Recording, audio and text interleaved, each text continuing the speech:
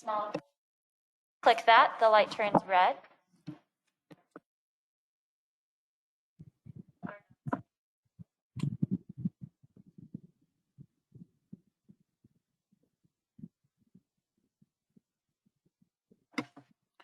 Okay, thank you.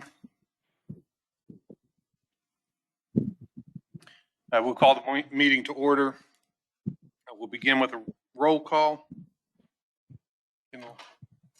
Yes. Tim Andrus. Here. Amber Beard. Here. John Byram. Here. Kurt Campbell. Here. Thank you. Ray Chavez.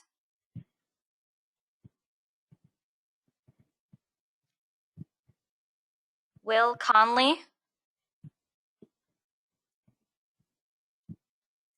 Debbie Farmer. Thank you. Charlie Flatten. Present. Thank you. Steve Graham. This is Melissa Bryant sitting in for Steve Graham. Thank you. Vic Hildebrand. Tom Youngman. Thank you. Russell Labus. Here. Thank you. Glenn Lord. Here. Thank you. Daniel Meyer. Here. Thank you. Gary Middleton. Thank you. Robert Puente.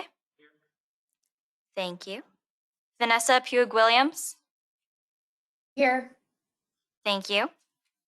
Humberto Ramos. Thank you. Steve Ramsey.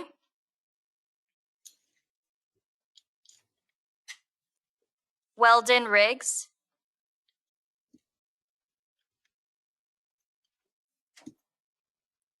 Roland Ruiz. Here. Thank you. Diane Savage. Darren Simmons.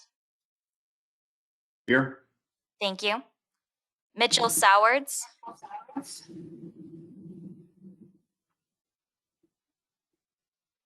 Jonathan Stinson. Here. Thank you. Heather Sumter. Here. Thank you. Tom Taggart.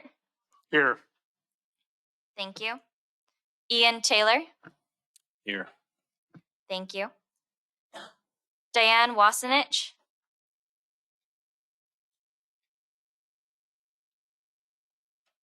Adam Yablonsky. Here. Thank you.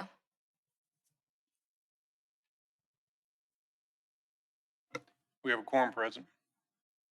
Yes, we do. We'll move to agenda item 2, public comment. Is there anyone present in the room that would like to offer public comment? Is there anyone that's joined the meeting virtually that would like to provide public comment? If so, speak up. No, sir. No, okay. With that, we'll move to agenda item 3, approval of the minutes of the previous meeting of the Regional Planning Group. Do we have those minutes were sent out prior to the meeting as part of the packet? Is there any discussion regarding the meeting minutes of the previous meeting? If not, is there a motion to approve the meeting minutes as drafted? Motion to approve the minutes. We have a motion. Is there a second? Second. We have a motion and a second. Is there any opposition to passing the motion by consensus? If so, speak up. There being no opposition, we'll consider the motion passed by consensus. With that, we'll move to agenda item 4. We'll begin our presentations. This is going to be, may prove to be a little bit difficult to coordinate, but we'll do the very best we can. There will be opportunities for the planning group members to ask questions.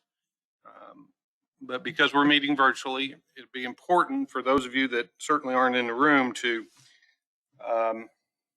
Be sure to speak up. We'll try to provide ample time for everyone to raise their hand, so to speak, if they have a question or comment. With that, are we prepared for the first presentation? We can begin to transition. Yes, sir. Okay. Stand by, everyone.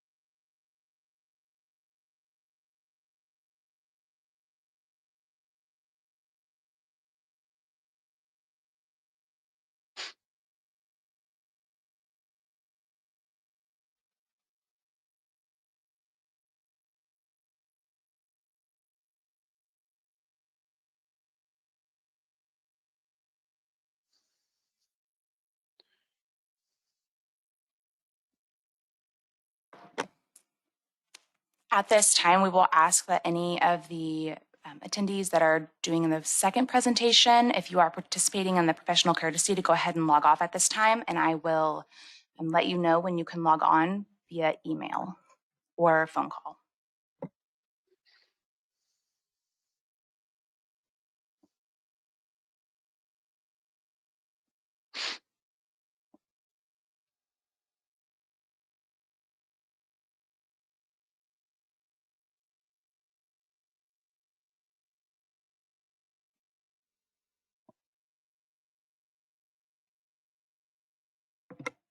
Just quick question, Kendall, is it a requirement for voting members to have their cameras turned on for this meeting?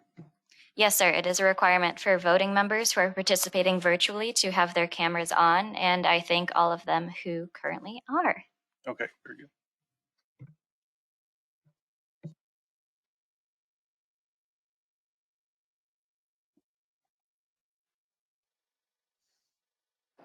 Mr. Chair, can I ask a question? You mentioned voting members. Do we have members that are not voting? Well, we have participants that are non-voting. Okay. So anybody that's on Region L has to have their camera on? Yeah, okay. Well, yeah, let's make it, let's be careful in this because we don't want to build in a defect to this process. It's my understanding any voting member of Region L is required in order to properly participate in the meeting to have their camera and audio turned on and it be of sufficient quality for us to be able to see and understand any participation they have in the meeting. Is that correct? Correct, sir. Do we have non-voting members on Region L? Yes, sir. We do. Non-voting members are not required to have their cameras on. Is that true? Correct, sir. Okay. Is that cleared up? Just a point of clarification. You don't want us to mute during the course of the meeting.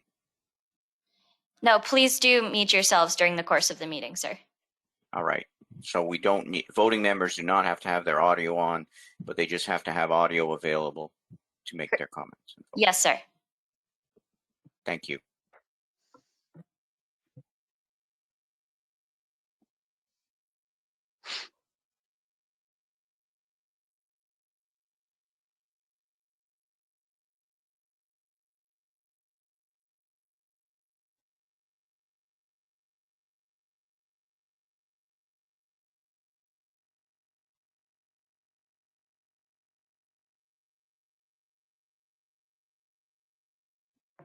Thank you all.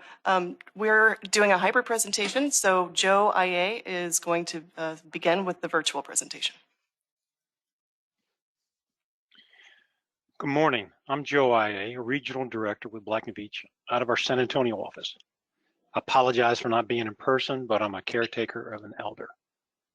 Before Lauren Gonzalez and her team presents this morning, I'd like to say that Black & Veatch appreciates the level of responsibility placed on the Planning Committee to protect the region's environment and resources. Case in point, Annie Black's interview recently published with Diane talking about protecting the Edwards Aquifer. With that, we feel obligated to offer our most qualified project manager and supporting staff. As we look back and assess our performance updating the 2021 plan, the firm has the utmost confidence in Lauren Gonzalez and her team to repeat successfully working with you and updating the 2026 plan. Several weeks ago, the evaluation committee concluded that Lauren and her team were the most qualified to support the Regional Planning Committee during the 2026 update. Hope you come to the same conclusion today and select Black and Beach. Thank you. Lauren? Thank you, Joe. My name is Lauren Gonzalez, and I come from a long line of newspaper publishers in my family. My great-grandfather's motto was that newspapers should be a mirror, reflecting the lives of those served. I have adopted his motto for regional water planning because I find that you get the most value from a regional water plan when it is realistic and implementable. So our goal for this project is to develop a plan that reflects the lives of those served in Region L. And we are uniquely qualified to be your partner for the 6th cycle regional water planning because we offer the most experience. We are more than just another technical consultant with, it's not working, I'm sorry. Okay, now it's working. Thank you. We're more than just another technical consultant with national experience and regional water planning experience. Because of our work to help Region L with the previous regional water plan, we know you. We know the region. We know the South Central Texas Regional Water Planning Group. And we'll use this experience to hit the ground running and avoid a steep learning curve. And this experience also enables us to understand that Region L and the San Antonio River Authority have the highest standards. And these highest standards have enabled Region L to lead the way, be a forerunner, a trailblazer in regional water planning, from development of the guiding principles to designation of unique stream segments to in-depth analyses of environmental impacts and the cumulative effects analyses. And our team is committed to the highest standards so that Region L can continue to lead that way in regional water planning. We also offer unbiased and neutral technical expertise. Each quarter, we transparently disclose our activities and our commitments within the regional planning area. And last but not least, we have the capacity and the availability to deliver this plan. We have the depth of expertise and the resources available and the right staff identified for this project. You will not compete for our attention and our availability. And now I will introduce our team. I'll start first with our teaming partners. Because of our successful collaboration on the previous plan, we teamed again with SWCA to assist us with the environmental impacts portions of the project. We have also enhanced and bolstered our resources by teaming with Hofpower Consulting, who is an SBE, a small business entity, who will support our surface water availability modeling tasks, and Terra, who will support our groundwater tasks, and Laura Run Public Relations, which is a certified, historically underutilized business and a certified women-owned business, WBE. Laura Run will support our public outreach, which is integral to regional water planning. There are several familiar team members you may see on the org chart, including Christine Westerman with SWCA, Stephanie Moore, now with Terra, and Katie Snyder from our technical support team. And one of our key additions that I'd like to introduce to you is Jamie Burke. Jamie joins us with a wealth of experience in regional water planning, having led Region K in Austin for 15 years and Region P for 10 years. She will serve as technical lead and will lend her depth of expertise with plan development. And we're honored to also have Dr. Richard Hofpower join our team. He is widely recognized as an authority for water availability modeling in the state. He literally wrote the book on water availability modeling, having co-authored the RAP modeling system that the Texas Commission on Environmental Quality uses for water rights. And he also has practical experience with regional water planning and also with modeling climate variability impacts to water supplies for the city of Austin. And so now I wanted to discuss respond to these questions because we want to make sure that we are being fully responsive to all the questions that were posed to us during the interview invitation. And so the first question asks, what are the unique issues that your team foresees for Region L, and how do we plan to address those issues? The first challenge is how do we continue to continue and enhance our stakeholder engagement while tackling complex technical issues. And our solutions are to reestablish the groundbreaking plan enhancement process. As we know, the plan enhancements process was created to ensure smooth development of the regional water plan in the previous cycle. And the second solution is essentially to divide and conquer. We will develop collaborative work groups to tackle these issues of complex technical nature that are of interest to particular planning group members.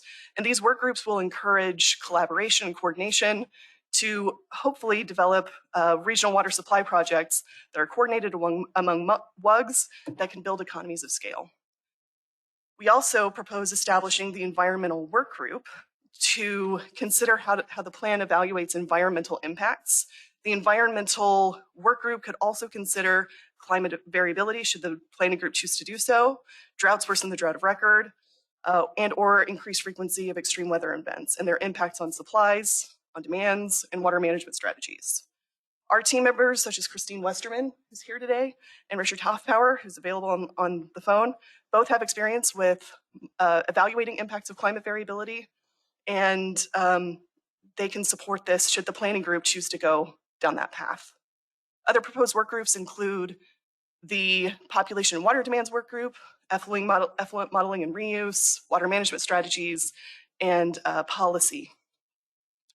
For the next challenge, I'm going to turn it over to Jamie Burke, our technical lead for this project. Jamie? Thanks, Lauren.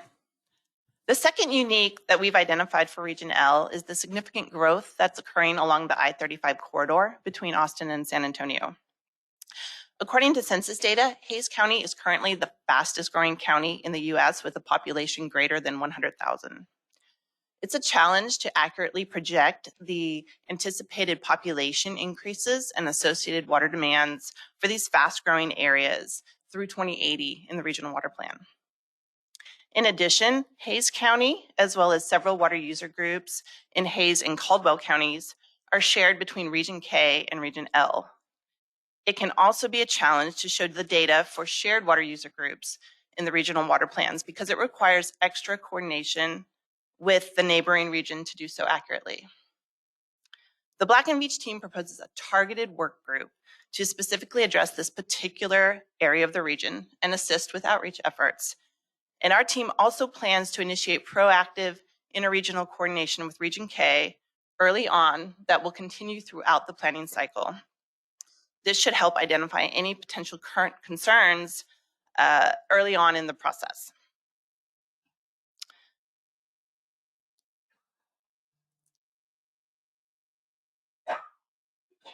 Sorry. So our third unique issue is that there are unmet needs for irrigation in Region L, with the vast majority of those needs occurring in the Nueces River Basin. For solutions, we propose an outreach task force to request feedback on water use and irrigation practices. We also propose a strategies work group to focus on developing strategies to meet these irrigation needs. These could include strategies such as new sources of supply, drought management, and irrigation water conservation. The Black and Beach team has extensive experience with developing and quantifying water conservation strategies for irrigation. In past planning cycles, I've worked with both Region K and Region P to develop several types of irrigation conservation strategies. In addition, Andrew Chastain Howley with Black and Beach is a nationally recognized water conservation expert. He's here on the line with us today and is available to help answer any questions that you might have about how we could potentially develop these types of strategies for irrigation. Thank you. Lauren? Thank you, Jamie. The next question asks us to elaborate on past experience supporting committee-led projects and what strategies we've used to reach out to stakeholders. I will now invite Laura Ron with Laura Ron PR with her response. Thanks, Lauren. Our public relations firm specializes in the water industry, so we understand that a regional water plan is only as good as the information that goes in it. To gather that information, we use a methodical approach to our public outreach and our stakeholder input. In addition, we have extensive experience in committee-led projects. Those include Region L, where we led the public outreach and stakeholder input during the 2005 to 11 planning cycle. Region K, where we helped Jamie carry out a survey of stakeholder efforts in the area of water conservation and drought management. And nearly a dozen groundwater conservation districts across the state, where we've helped with public outreach, stakeholder input, and facilitation. Based on our experience, we've developed proven strategies for reaching out to all stakeholders. Here are our 5 key strategies. Number 1, systematic communications. By that, we mean consistent messages delivered at regular intervals so that stakeholders remain engaged throughout the process. 2, intentional communications. By this, we mean presenting information in ways that matter to stakeholders, that are clear to them about the purpose. Is it information? Is it action? Our 3rd key strategy, two-way communications. This means ample opportunity for input and feedback to make sure that stakeholders know they are being heard and how their information is being used. 4, multi-channel communications. Hybrid meetings, both in person and online simultaneously, as we're doing today. Email, such as e-newsletters or online surveys. Media relations, including news releases, texts, data dashboards, and other graphical displays of data as the planning group desires. Social media, such as a Facebook page, could be created if the planning group desires. And the Region L website, of course. Our 5th key strategy is the targeted work groups that both Lauren and Jamie have talked about. The benefit of these work groups is that it allows for communications in a smaller setting that enables a more focused conversation among the parties that are most affected by that topic. When all of these strategies are used together, they have proven highly effective in committee-led projects. And so with that, I will turn it back to Lauren. Thank you, Laura. The 3rd question asks us to talk through the key tasks, both planning and administrative, and how key team members will contribute to each task. And there is also, we will also address QA/QC role as well. So our team developed this conceptual schedule for the SOQ, and it details the various tasks that are associated with this project over the next 5 years. The deadlines are the schedule is primarily driven by deadlines from the Texas Water Development Board that are identified by the green flags on the top row and down below, where we show the technical memorandum due March 2024, the initially prepared plan due in March of 2025, and then the final plan due in October of 2025. And so we have identified 5 key tasks that are sort of the critical path here that we have highlighted in yellow, and I will walk through each one. The initial key task is the pre-planning and coordination. This is where we are right now. This was started earlier this year in August when we had the pre-planning meeting at the August 5th Regional Water Planning Group meeting. And that was the meeting where we solicited input and outreach. We have also, because of our experience with Region L, we have also identified a few subtasks associated with this that we would propose to be included in this initial phase as well, including the plan enhancement process. So as I mentioned earlier, we propose reestablishing the plan enhancement process for the 2026 plan to establish the general framework over the next 5 years. The planning group may wish to revisit the guiding principles as well. We have also included the environmental work group in this initial activity because environmental analyses are embedded in multiple tasks throughout the project. And for that reason, I've included Christine Westerman and Richard Hoffpower. And they, again, They both have experience with climate variability impacts, should the planning group choose to go down that route. The next key task is task 2, the population and water demand projections. This is where we will incorporate the Census 2020 data and then also have projections out to 2080.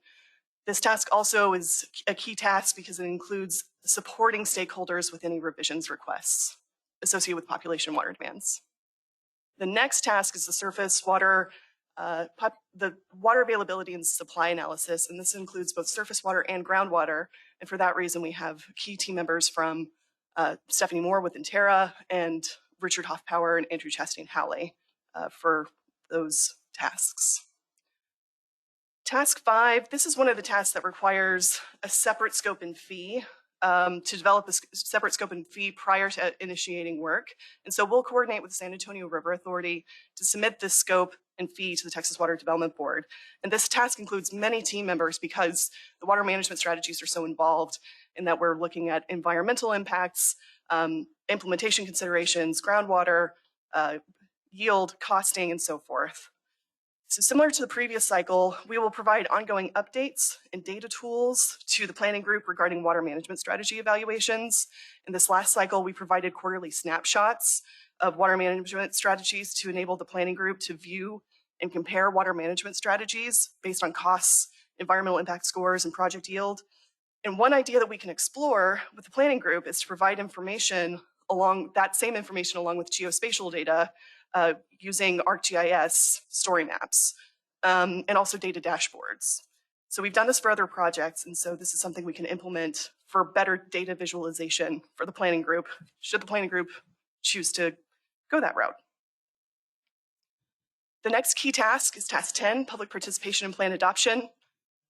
It spans the entire length of this project because, again, public participation, input, outreach, feedback, those are integral and foundational components of regional water planning. And from the QA/QC standpoint, we have multiple levels of review for every work product that we put out. If it's something as simple as an email with stakeholders, it usually has 2 levels of review of the technical lead and project manager. If it's something for wider distribution, it then undergoes several more layers of review. If it's something for even wider distribution, such as plan chapters, we have project sponsors review every water management strategy before circulating it to the wider group of the staff work group, the regional water planning group, and plan chapters are also reviewed by the Texas Water Development Board PM before we actually submit it. And so this process of multiple levels of review ensures that we are committed to those highest standards that you expect. The 4th question asks us to provide examples of work performed in Region L, including rural areas of the region. Our team since 1997 has been involved with more than 3,000 projects within the Region L planning area.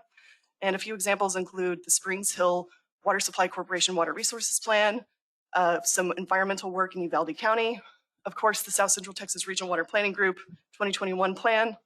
Laura Ron with Laura Ron PR is involved with the Region 13 Regional Flood Planning Group, and also the General Land Office Western Region Flood Study. So in summary, we've shown you why we're your best team. Our experience, our commitment to high standards, your standards, our transparency, our capacity, and these qualities ensure that we can deliver a regional water plan that reflects the lives of those served in Region L. Thank you.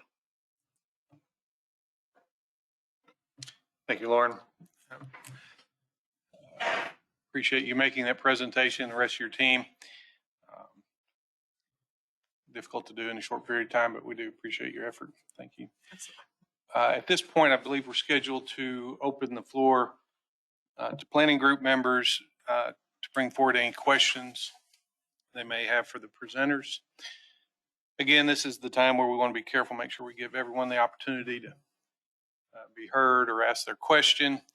And to the extent it may be difficult given the virtual nature of the meeting, we'll go a little slow. Are there, and for the benefit of planning group and ease of coordinating, we'll start with those members that are in the conference room. Are there any comments or questions that any of the present playing group members present in the room would like to bring forward at this time? Mr. Puente. Thank you. Joe IA, are you on? Yes, sir. This is a question that comes up every now and then, and I think Lauren mentioned you have worked in 36, was it 36 different projects in this region? 3,000. The team, Oh, Our team. 3,000. well, just however many projects you mentioned, and you had a little graph of the counties and where you worked. Yes, sir. And specifically, you identified mostly in the rural areas, which essentially means you've been hired by multiple different entities to do that type of work. So, Joe, how do you and your team handle potential conflicts when they may arise between whoever hired you to do those projects and Region L?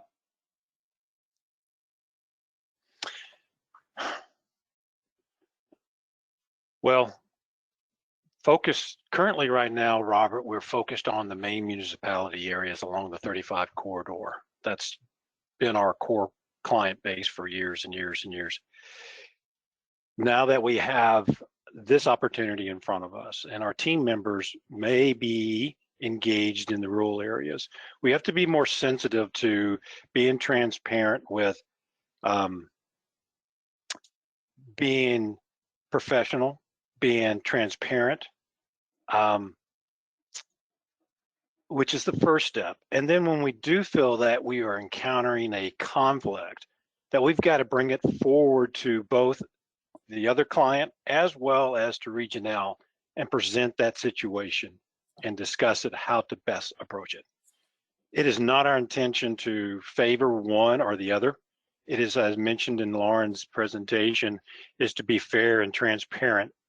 It's not our position to, so I could go on with that, Robert, but we just have, once we sense a conflict, we just have to bring it forward to all parties and discuss it.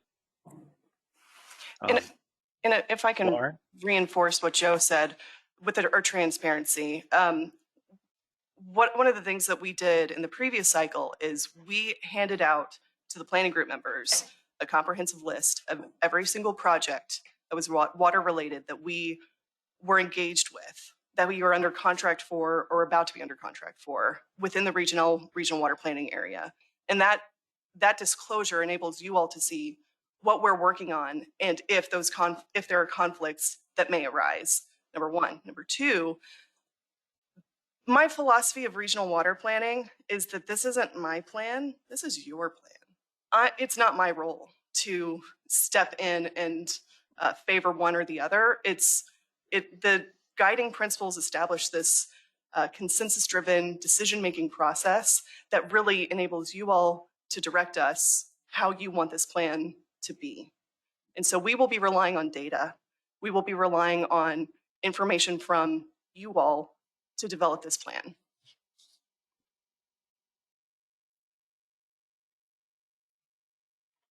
Thank you. Ian, you have a question? Yeah, thanks for the presentation. My question for you is, based on the fact that you did the plan last year, there's two things I'm interested in. Number one, what is it about that experience that would differentiate you from any other consultant that may work on that? And number two, I guess the opposite side of the coin is what biases might you have that would make you maybe not as good as some other consultants? Sure.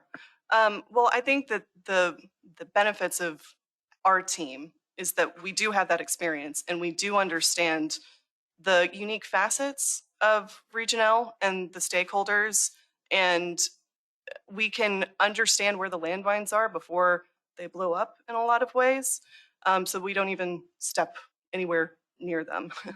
And I think that our experience enables us to make this a more efficient and smoother process.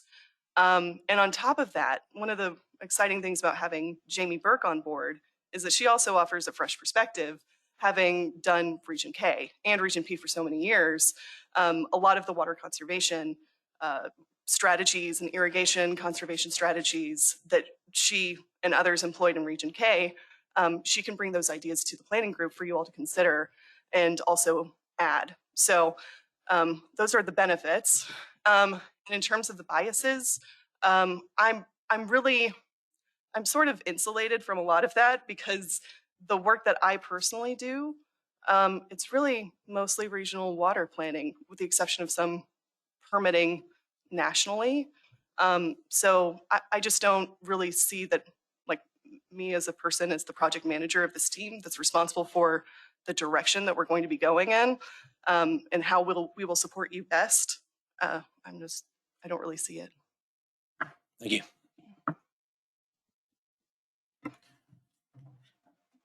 Mr. Taggart, you have a question?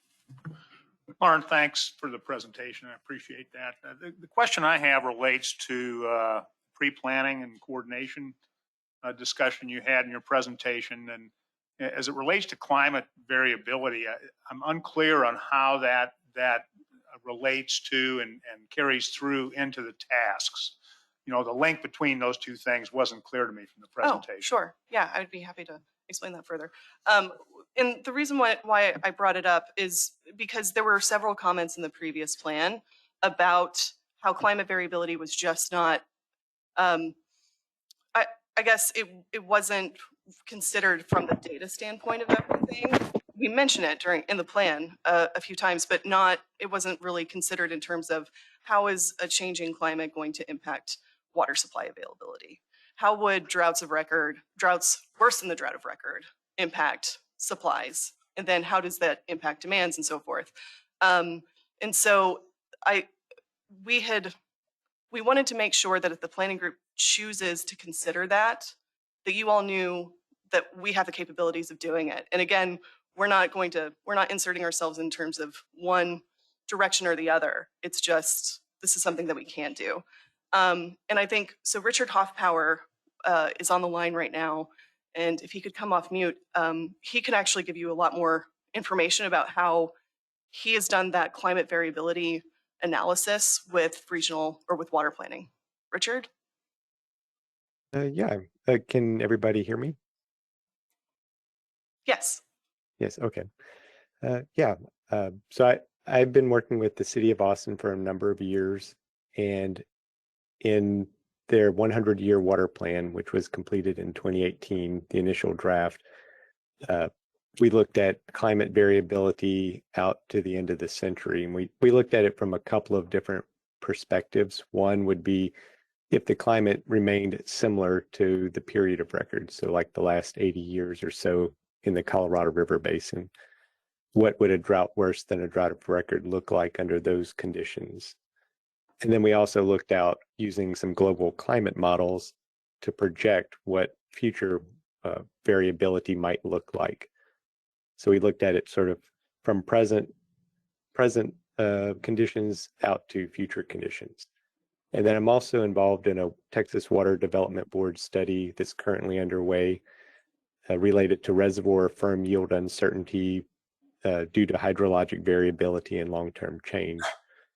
And that project is looking at, again, if conditions were to remain similar, what might a drought worse than a drought of record look like? And then it also looks backward using tree ring data to see if there were changing or different conditions in the past, and what might a drought worse than a drought of record look like under those conditions. So there's some ways to tackle it by looking at what's presently in front of us and then what we might project out to the future, or what might have occurred deeper in the past. Thanks, Richard. And so that's looking at it from the supplies standpoint. And then if I can invite Christine Westerman, she can provide some background of the climate variability impacts with the environmental analyses. Good morning. One thought I had when that question came up was, most of our environmental impacts are obviously coming after we have the water modeling data and the project information. But one thing that the environmental portion of the team is really going to be helping with is keeping an eye on regulatory updates. I'm sure you all are aware of the changes in the rules with the United States jurisdictional waters of the United States under the Corps of Engineers. And for example, new species listings with the freshwater mussels now being proposed for federal listing, and having an eye on the regulatory changes affecting environmental issues can also help us guide the tasks. And if there might be other data collection or things we need to look at during the process.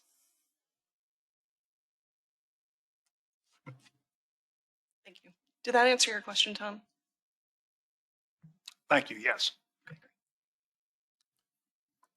Are there any other questions from members present in the room?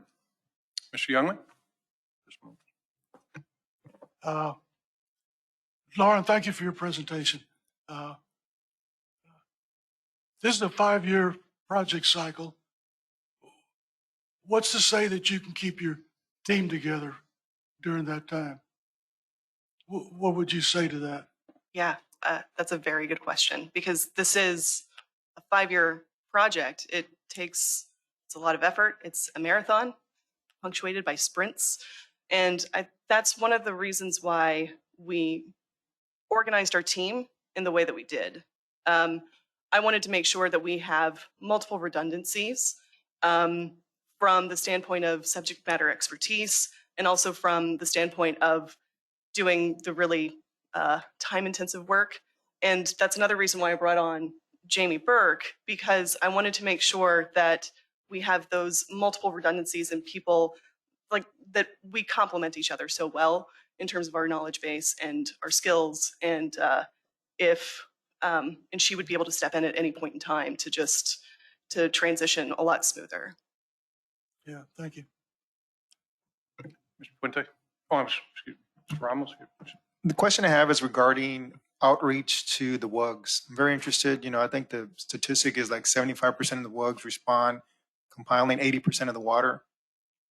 What's your thought process in getting higher than 75%, reaching all the WUGs and getting participation from all the WUGs? Yeah, another great question. And I think it's great that it's coming from you because you've been doing this for 2 decades. And so you know how where we've been and how long it's taken to even get up to 75%.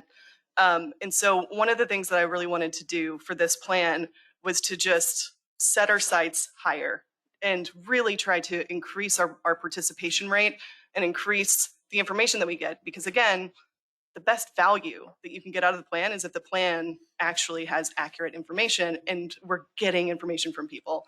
So that's another reason why I wanted to bring on Laura Ron with Laura Ron PR, because she has so much experience with water-related public relations. And I would like to invite her to come up here and speak to that a little bit, because it is very important to us that we get the most participation possible. Thanks, Lauren.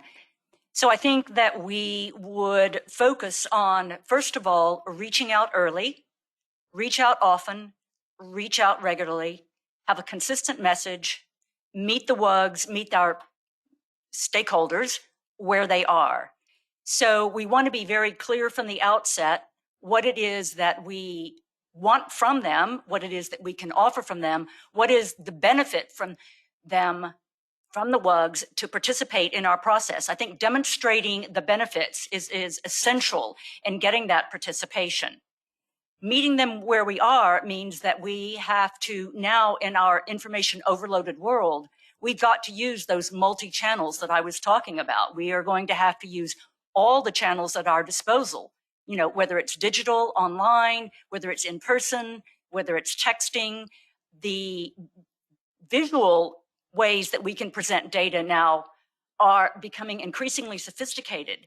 And we feel that making that data relevant to the WUGs, if it needs to be through a more graphical depiction of the data that we've got, can be a way of demonstrating what is the benefit of being involved in this process. So start early, keep it up, demonstrate benefit, meet them where they are. And I have a question about, is Matt Richard on the line? I don't believe Matt Richard is on the line. So my question is, he and Black & Veatch did a very good job for us regarding our emergency preparedness, the after effects of what we did. And but I see he's listed here under public outreach. So what is he going to do compared to what Laura Ron, did I say that, your last name correct, is going to do? Yeah, that's a really good question. So I wanted to include Matt Richard on there for the public outreach component because, again, it's the sort of meeting you where you are. He is engaged with several different water utilities, and I think that he would be uniquely qualified to meet these WUGs where they are, to ask them questions about, can you provide us your input on these population projections, water demand projections, what water management strategies or projects you have planned in the future? How's your reuse going? What are your goals for reuse over the next 50 years? All of those sorts of questions. I think that because he has those relationships, he will be uniquely able to get that information and can also help with things like costing, the costing analyses associated with it. So that was my plan. Okay, thank you. We've used the majority of the time. Are there any members that are joining virtually that would like to ask a question? If so, speak up.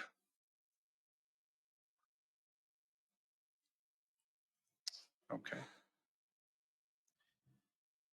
I'll take a little bit of your time. I'd like to hear you address how you'd be able to assist the group with interregional planning and the potential conflicts that could arise from region to region.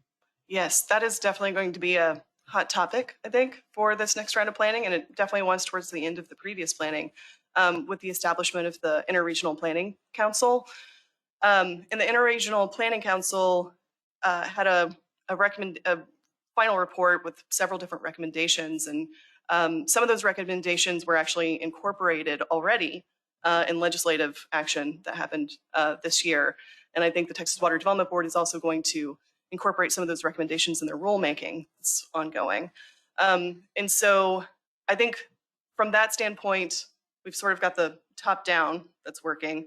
And then we have sort of the bottom up approach as well by having the interregional liaisons. So we have a Region K liaison and so forth, and they give reports at every quarterly regional water planning group meeting. So that is another sort of top down or bottom up.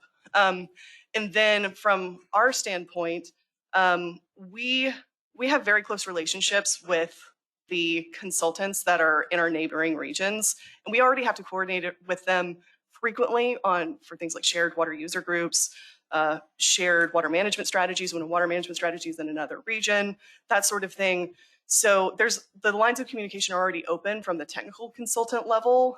And so we'll be able to manage that very easily.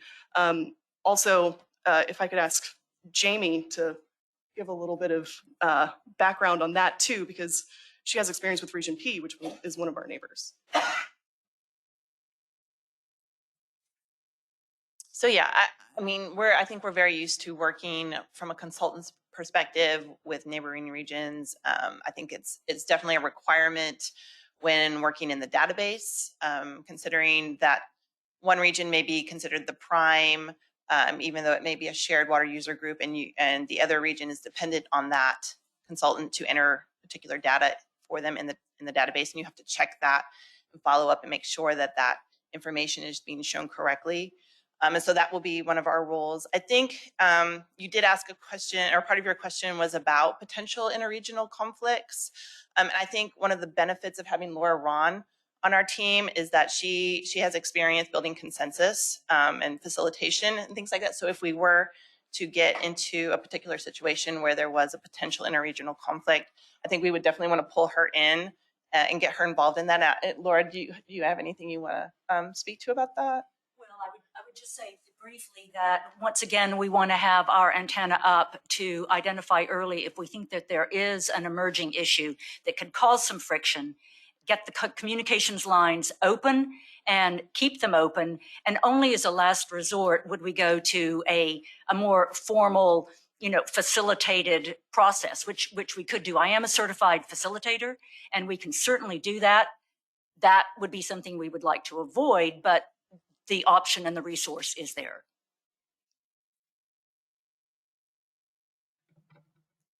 Okay, I'm going to cut us off from questions so that we can transition to our next presentation. Thank you very much, Black and Beach team. Thank you.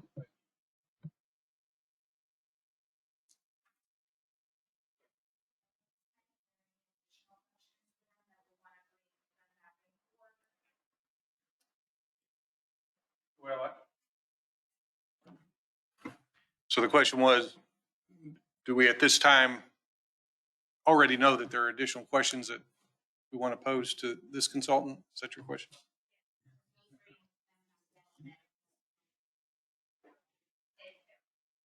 Correct.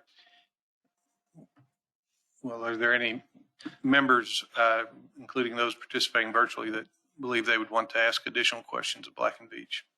I don't know that I would right now, but after hearing the next presentation, I might bring up another one. Good point. Yeah, so I think it's completely possible that following the next presentation, we may have questions to address to Black and Beach. So, hey, Tim, this is Jonathan. I have a quick question. It's just, I don't know if it's more of a process and it could be a follow-up for Black and Beach and if we have the same for this next one.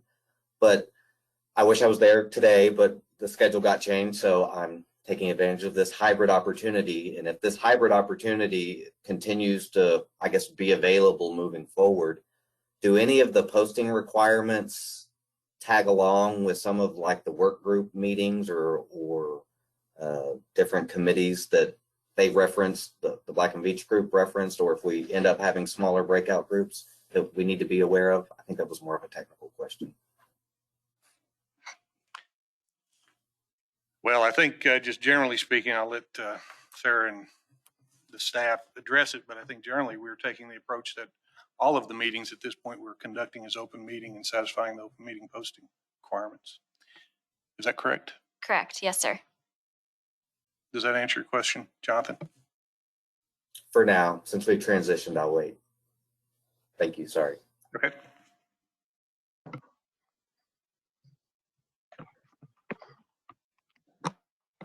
Okay, I do want to let you know that for presentation 2, I will come on the mic when you have 5 minutes left and let you know that you've got 5 minutes remaining in your presentation time.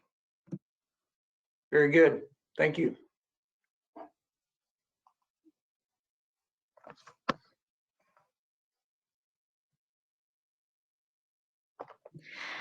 Rex, you have control of the presentation. Okay, thank you. Are you pulling it up?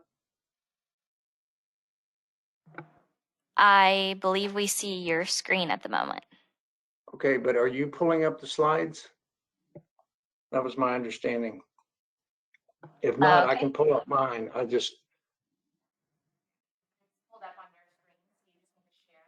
My understanding was y'all were going to pull those up.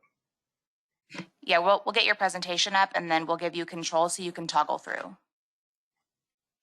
Okay, it's fine if you want me to pull up mine. It'll be the same thing. Rex, we'll have you go ahead and present using your screen.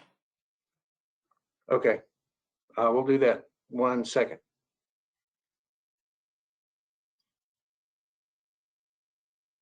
While he's setting that up, what is the procedure if I have to leave and a substitute can come in? An alternate can fill your position I and just serve leave as a voting member. And then they just turn on their camera. Is that correct? Oh, yes, presumably if they're on the call. Okay. I think it'd be important you let us know that that's occurring, and then Thank you. we'll take care of it that way. I will. Thank you. Okay, can you see my screen now? Yes, we can. Okay. I think we're there. You're seeing my full screen with the presentation?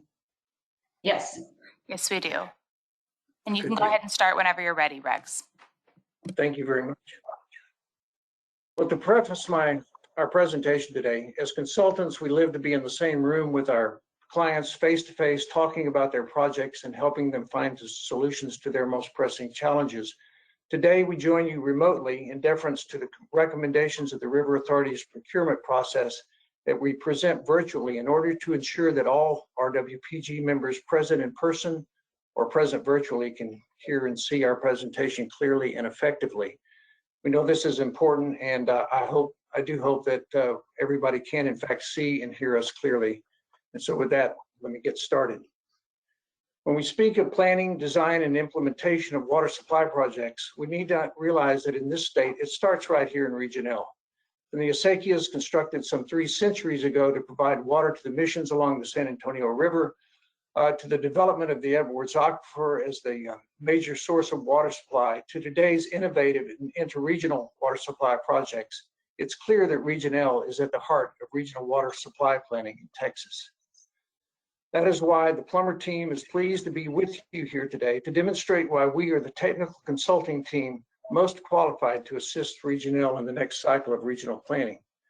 The Plummer team brings together highly qualified professionals from 4 of the most experienced water planning firms in the state: Freese & Nichols, Intera, Blanton & Associates, and Plummer.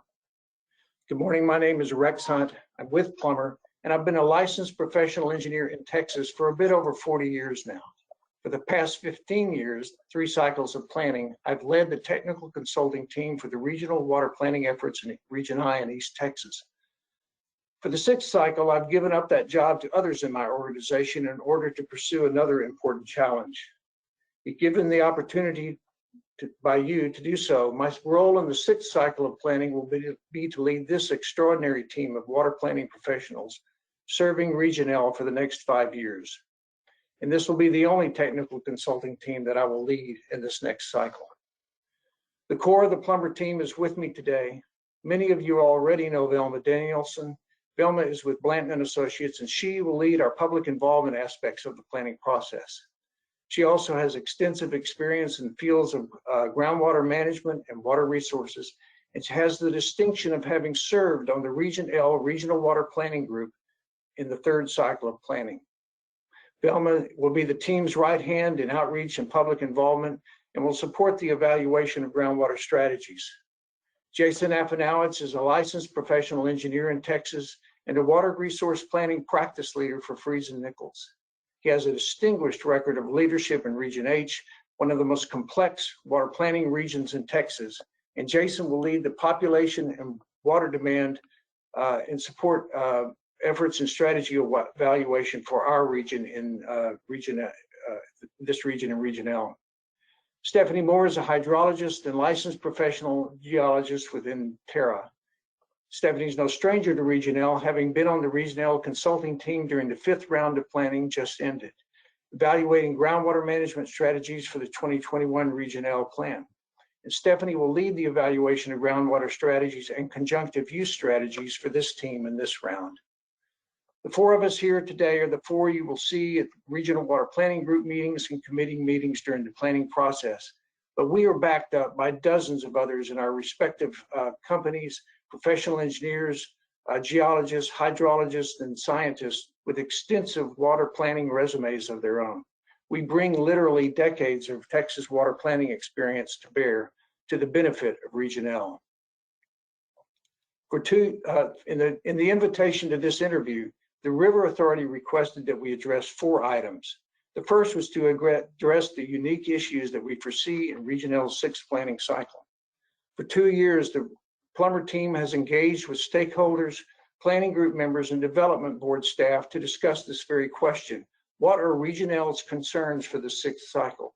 We heard many of the same issues again and again, and we've distilled what we've heard into 3 major themes critical to the success of the next plan. We heard about planning threats and pressures such as increasing drought, extreme weather emergencies, and that issue that keeps many of you up at night, exploding population growth within the region. These demonstrate the need for a resilient plan that includes strategies like conjunctive use, reuse, and advanced water conservation to assist in planning. And we heard about the need to better engage rural stakeholders and neighboring regions, requiring all of us to collaborate to find ways for water suppliers and regions to work together, helping to ensure a more resilient network of water supplies. And finally, we heard about the need for planning process support to meet the development board's requirements and to ease the administrative load in the planning group and the River Authority. This is your plan in your region, and we take that very seriously. So understanding your needs is paramount to us.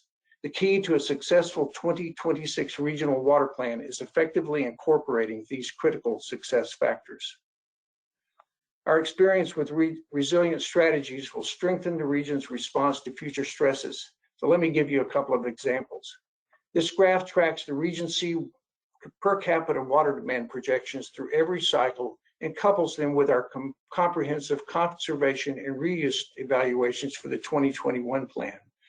Over 5 planning cycles, we have helped Region C reduce its demand for new water by more than half, making existing and planned water supplies go further and making the region more resilient.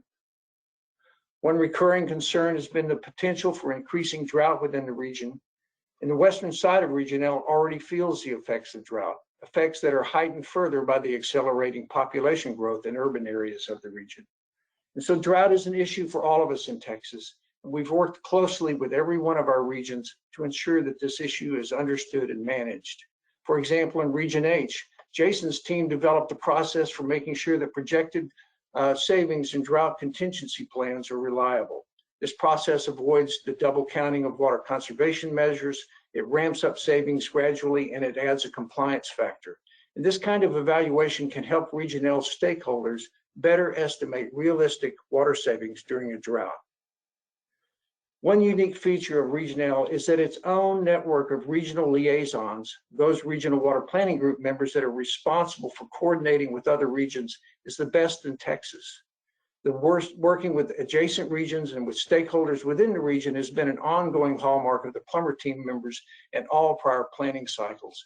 For example, in Region I, Plummer works closely with the technical consultants in Regions C, D, and H to ensure that shared water user groups are not left out of the process. The Plummer team will continue this approach in Region L and will couple this with Region L's own strong regional liaisons to ensure that interregional coordination is effective. We're also committed to helping Region L foster a robust level of communications between the urban and rural parts of the region.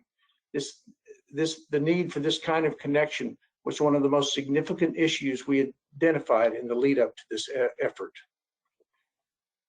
The second item was to address our experience supporting committee-led projects. Since 1997, members of the Plummer team have individually helped develop over 30 regional water plans in 13 separate planning regions, including Region L. We know this process and we know Region L very well, and there is no learning curve. We offer fresh and unbiased perspectives on stakeholder engagement and on meeting the region's water needs. So what does it take to do that? Well, in school, we learn technical skills like design and hydraulic modeling and cost analysis. These are called hard skills. And hard skills are necessary to water planning, but they're not enough. It's the soft skills, communications, critical thinking, leadership, preparation, consensus building, and relationships that really make the difference in regional water planning. Our long experience in supporting committee-led projects, including regional water planning across the state, has developed our soft skills as evidenced by those 30+ plans. And by the way, our soft skills are an important reason why our team members have been selected to assist with 6th cycle planning on 10 of the state's 16 water planning regions. Robust communications is at the core of collaboration and engagement, and we strongly believe in the bottom-up process of regional water planning in Texas. We see our most important responsibilities to be to listen to the stakeholders' needs, including and especially rural stakeholders, to incorporate their plans into the regional plan, to provide support as necessary, technical support, and to identify and help resolve potential conflicts. It's not easy to get stakeholders involved, but using communication skills developed through years of planning support, we will achieve effective two-way communication in Region L using many different tools. A couple of examples follow. We can use graphical methods to simplify communications with stakeholders. This is an example of a web-based dashboard developed to help a client figure out the status of their water conservation program. The dashboard concept can also make basic water planning data readily available and understandable, including population, water demand projections, existing water supplies, and water management strategies. Stakeholders will be able to see their status of their system at a glance. In the 2021 Region I plan, Plummer developed graphical summaries, fact sheets essentially, for each county in the region to communicate information quickly and effectively to a wide variety of stakeholders. These summaries were a plan highlight for many, and we can take a similar approach to the 2026 Region L plan and believe it could be a highlight here as well. Third item requested our take on key tasks for the project. Successful regional water planning is, above all, a collaborative process. Collaboration between the development board, the regional water planning group, the river authority, and stakeholders is crucial, and we are the oil that can lubricate that process. We've had a lot of practice doing this.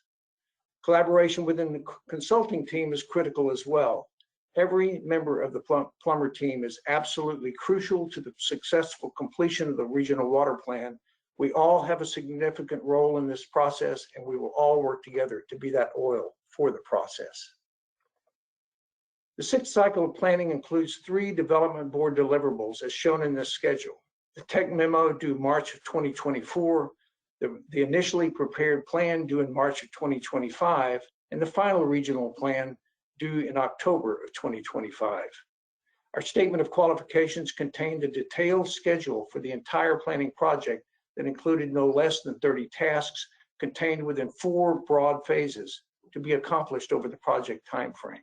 So let's consider key tasks in the context of those 4 phases. Phase 1 involves several tasks that include an early pre-planning meeting, identification of opportunities and conflicts, orientation for new members, and other communications issues. And because communication is so critical to this phase, our public involvement lead, Velma, will be front and center in helping the regional water planning group through this process.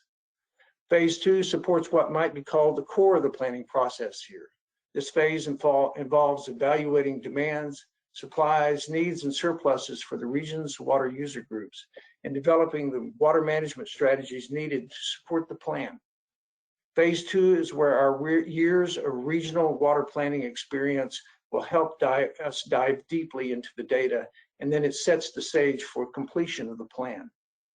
In Phase 3, we will create the first public draft of the 2026 plan. This is our all hands on deck phase of the project. Each team member will be given specific chapters or portions of chapters to work on throughout the phase.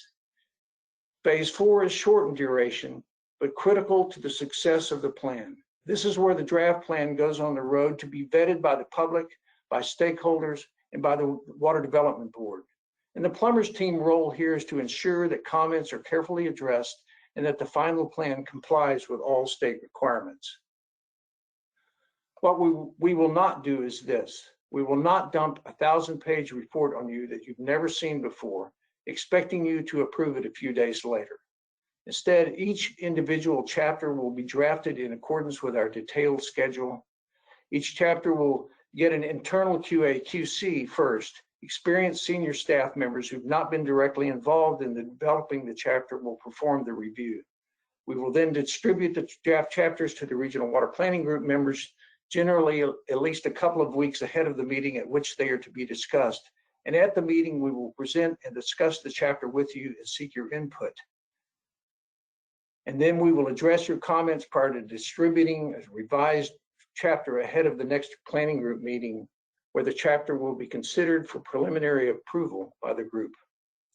Through this approach, we will progressively build the plan. And when it's time to approve the initially prepared plan in early 2025, there will be little that you have not already seen. We will also support the Regional Water Planning Group and the River Authority with efficient and effective administrative support. What we've learned from our work in regional water planning is this: getting the administrative things done right the first time and early is critically important. That includes invoicing. In addition, it means getting our presentation materials to you into your hands well ahead of the Regional Water Planning Group meeting or committee meeting, and not 5 the day minutes before. left. We can assist the River Authority with scheduling meetings, public notices, and other administrative requirements if desired. And this will require consistent and frequent communications with the River Authority administrative staff to ensure that we're making their job easier. Finally, our work in other regions has taught us how to tailor our support, sometimes on short notice, to meet a wide range of administrative needs. Perfect example of this happened last July. Remember that pre-planning meeting I mentioned a moment ago? When Region I decided in early July to schedule its pre-planning meeting in mid-August, the plumber team sprang into action, working closely with the region's administrative group and with the Regional Water Planning Group Chair, Kelly Holcomb, to send out over 800 individual public notices and to post notices in newspapers across the region, as required by the TWDB rules. Despite the short lead time, we met the 30-day deadline for notices and agenda. And as a result, Kelly sent us this message. Thank you all for making this happen on such short notice. We couldn't do the job without y'all's help, literally. We will give Region L the same level of support. The last item was to provide examples of work performed by the team in Region L's territory. In this final item, you've asked us perhaps the most important question of all. You seek to know what kind of stake your consulting team has in the region, and if they have the relationships necessary to support you in this planning process. All members of the plumber team, Plummer, Friesen Nichols, and Tara and Blanton, have water clients and water projects in Region L. The relationships we have developed bring a crucial component of success to the table. One of the most important realizations from our discussions with Region L's members and stakeholders is that the planning group members themselves span the full range of water interests and geographies in the region. We know that you have close relationships with many stakeholders, and we intend to leverage those relationships to gather and disseminate planning information. Your goal is to produce by October 2025 a resilient, collaborative, and practical regional water plan. We recognize that goal. We understand your challenges and how to overcome them. We have the expertise, the talent, and the passion to do the work. We possess a firm grasp of the tasks and schedule at hand, and we know that relationships within the region are crucial. This team before you today is fully committed to serving Region L in the next cycle of planning, and I am personally committed to leading this one team for this one region. We're delighted to have been with you today, and we're ready right now to start working to deliver the plan that you deserve. And we ask you to give us that opportunity to do so. And next time we will be here with you face to face. Thank you. Thank you, Mr. Hunt, for that presentation. At this point, we'll begin the segment of our meeting where members ask questions. Following previous procedure, we'll start with members present in the conference room and then take questions from the members joining virtually. Mr. Puente, you have a question? Yes, thank you. Mr. Hunt, my name is Robert Puente, and I asked the same question to the other proponents or the other firm that is soliciting our work, and that is conflicts. How do you, I know you do a lot of work for Solace, for example. I know your firm does a lot of work throughout this region. How do you handle proposed conflicts?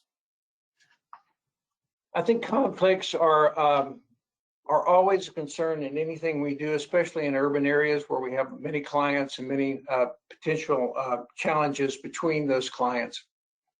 I think that there's two issues that that we need to keep in mind. One is transparency with who we're working with and what we're doing, and the second is a lot of talking. We need to keep the conversation going between the groups, work through the issues, and be a part of the process of reconciliation between issues within the context of the regional water planning effort. Velma or Stephanie or Jason, anything to add to that?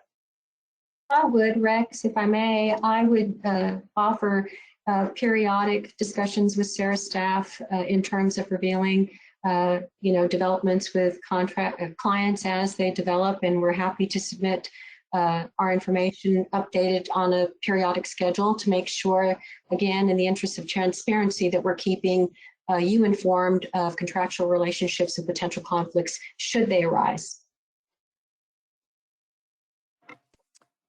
Thank you. Are there other questions from members in the room? Mr. Taggart? Rex, thank you for the presentation. Appreciate that today.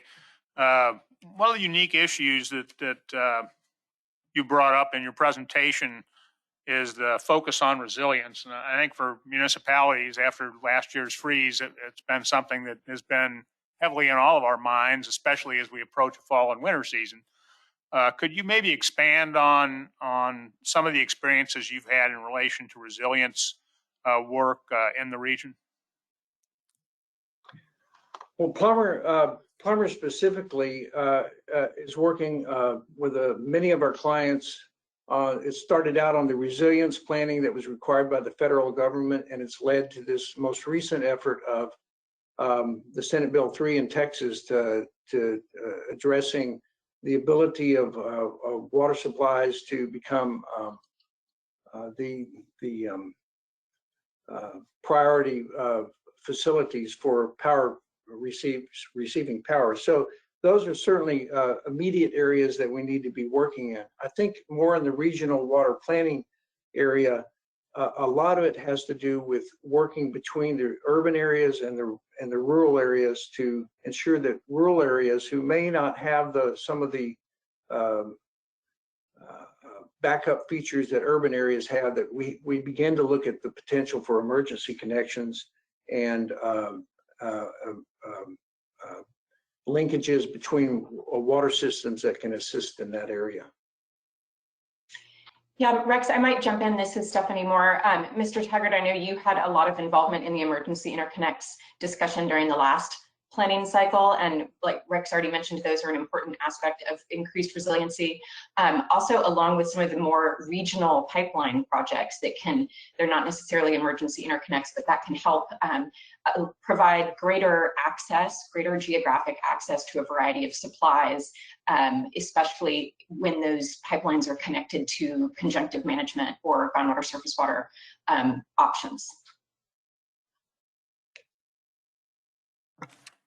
Thank you. Are there other questions from within the room? Mr. Youngman?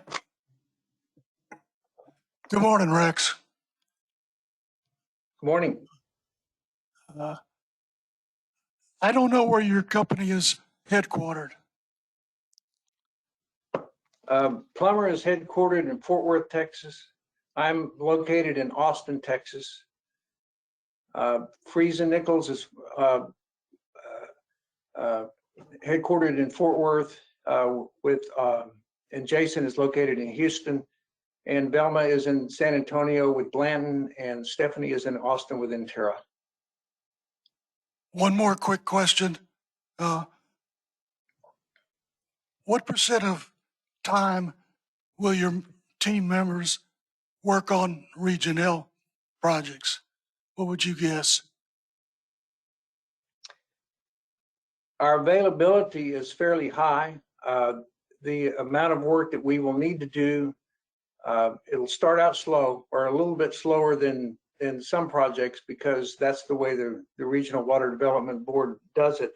They start the process out slow. So initially, we'll be attending quarterly meetings, working between those meetings as we need to. As we get towards the end, I think we'll be spending a significant amount of time. I'm not sure I could give you a percentage if you're talking about overall time, but a percentage, but a significant amount of time necessary to get the regional water planning done. It's going to have to be done as we go, not waiting till the end, as I mentioned in the process. So these team members carry several projects at one time. I'm sorry, I didn't hear the question. So these team members carry several projects at one time. Yes. Thank you. We do. Thank you, Rex. Okay. Rex, if I may add to the answer to that question. This is Velma Danielson. I think it's important to keep in mind the team of support that we each have behind us within our respective firms. So while you will see the four of us at each meeting, there at various times will be other members of our firms supporting at those meetings as well, because they'll be supporting the topic of discussion that's before the Regional Water Planning Group. So just wanted to add that to the discussion. And I might just I'm sorry, go ahead. Go ahead, Stephanie.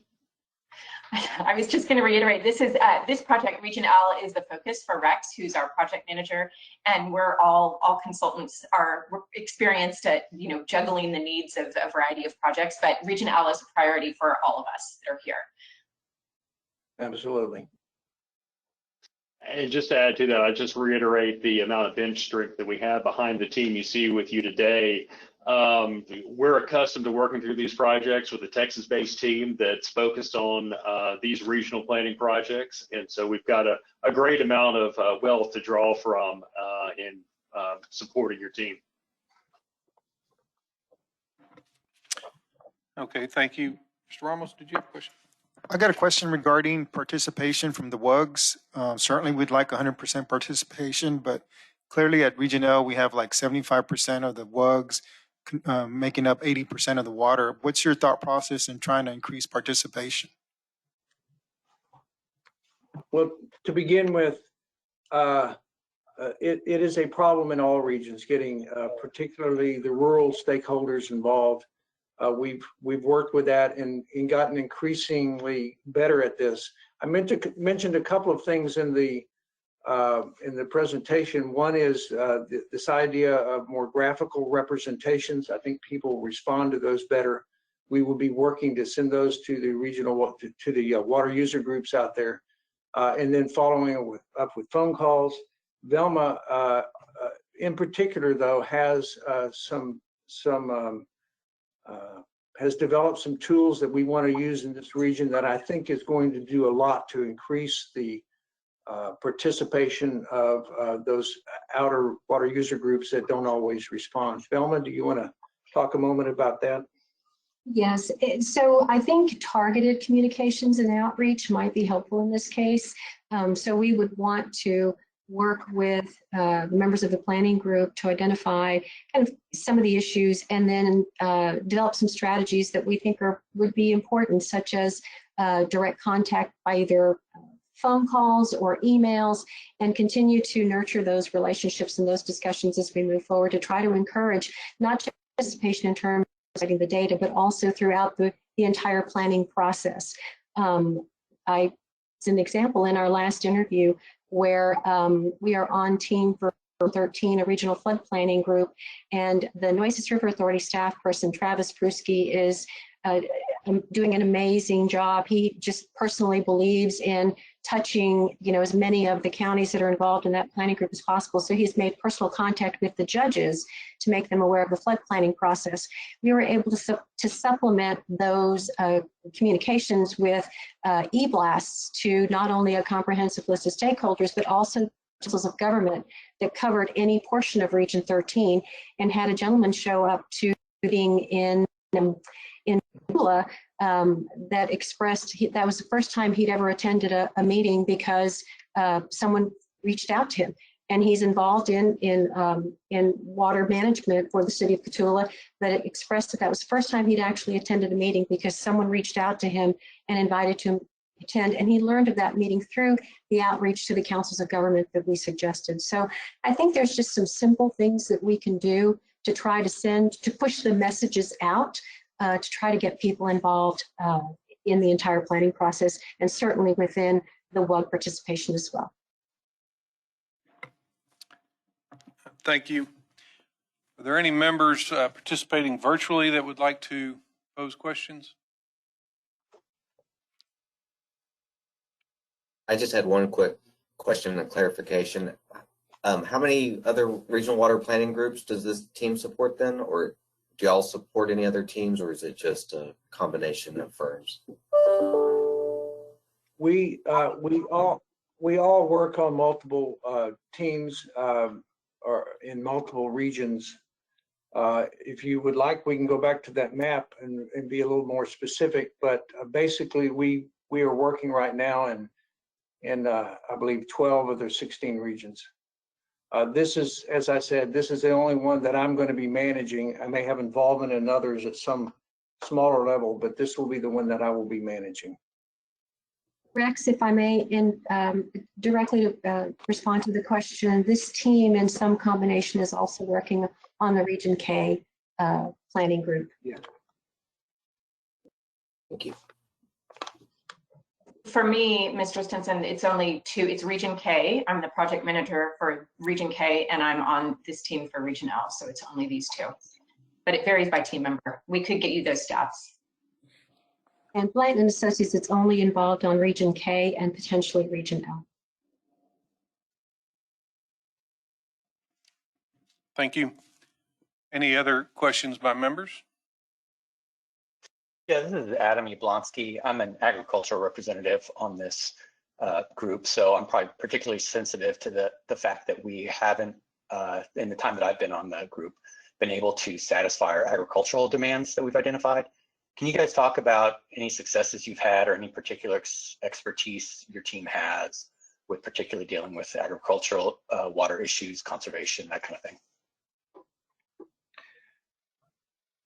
We have we've experienced this in any of the regions that we work in, where particularly where there's large arid areas. Region F, Region B, and other regions out in West Texas are really hard hit by this issue of irrigation and agricultural water. Conservation is certainly a big part of this, but to me, the development of a robust sort of process of communicating back and forth in this next round is going to be essential to trying to resolve this issue of irrigation water for you all. We have to keep that water going. We have to find ways of bringing rural and rural and urban areas together to make more water available for rural areas, particularly irrigation and that sort of thing. Rex, Jason, Jason, can you address some of the specifics of Region F? I've got, I'd like to, Region F in particular, which is the San Angelo region.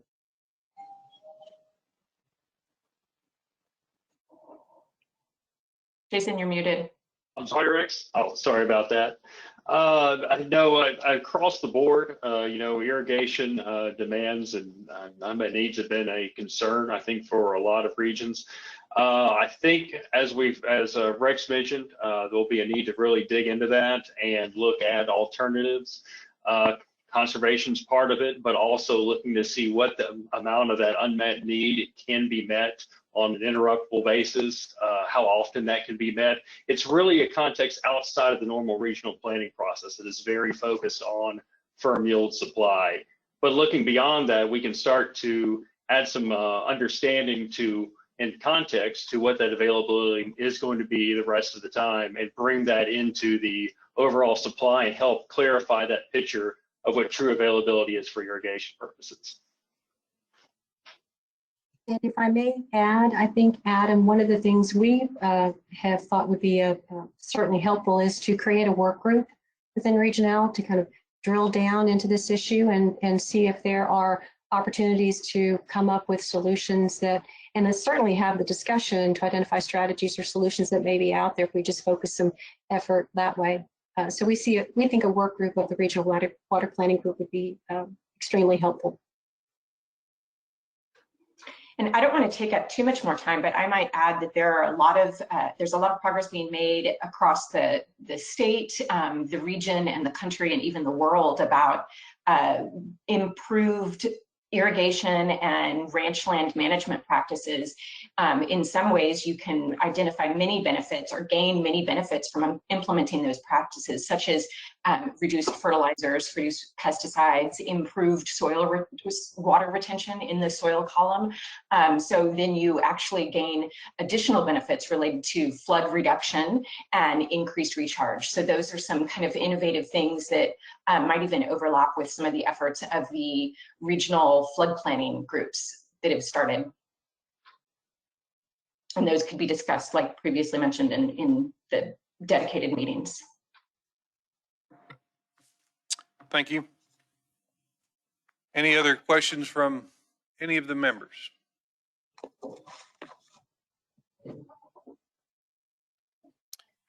Okay, there being none, that'll conclude agenda item 5. I want to thank Mr. Hunt and his team for the presentation and responding to our questions. Thank you very much. Kendall, what's the next step? Thanks, sir. What's the next step in orchestrating this meeting? We will allow time for Plummer to get off the call, and then we will ask if there are any questions left for our previous presenter. Okay, so planning group members stand by.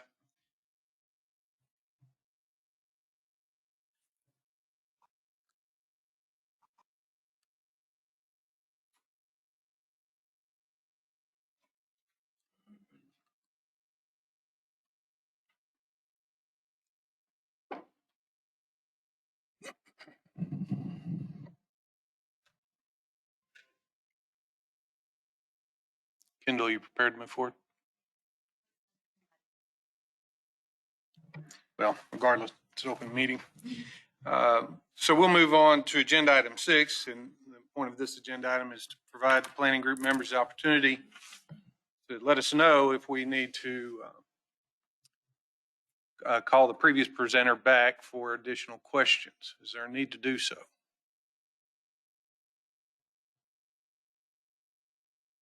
Jonathan. Okay. Okay, very good. I want to make sure I knew that question was out there. Okay. So there does not appear to be any need for additional questions. We'll move on to agenda item 7, procurement process presentation. Are we prepared for a presentation on that process? Okay.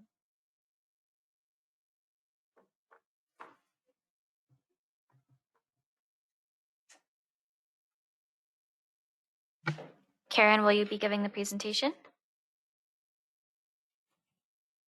Karen, you are still on mute.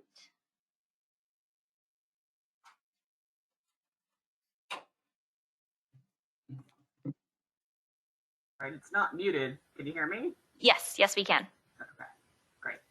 I'm not driving the presentation now. Okay, thank you. One moment, please. Stand by.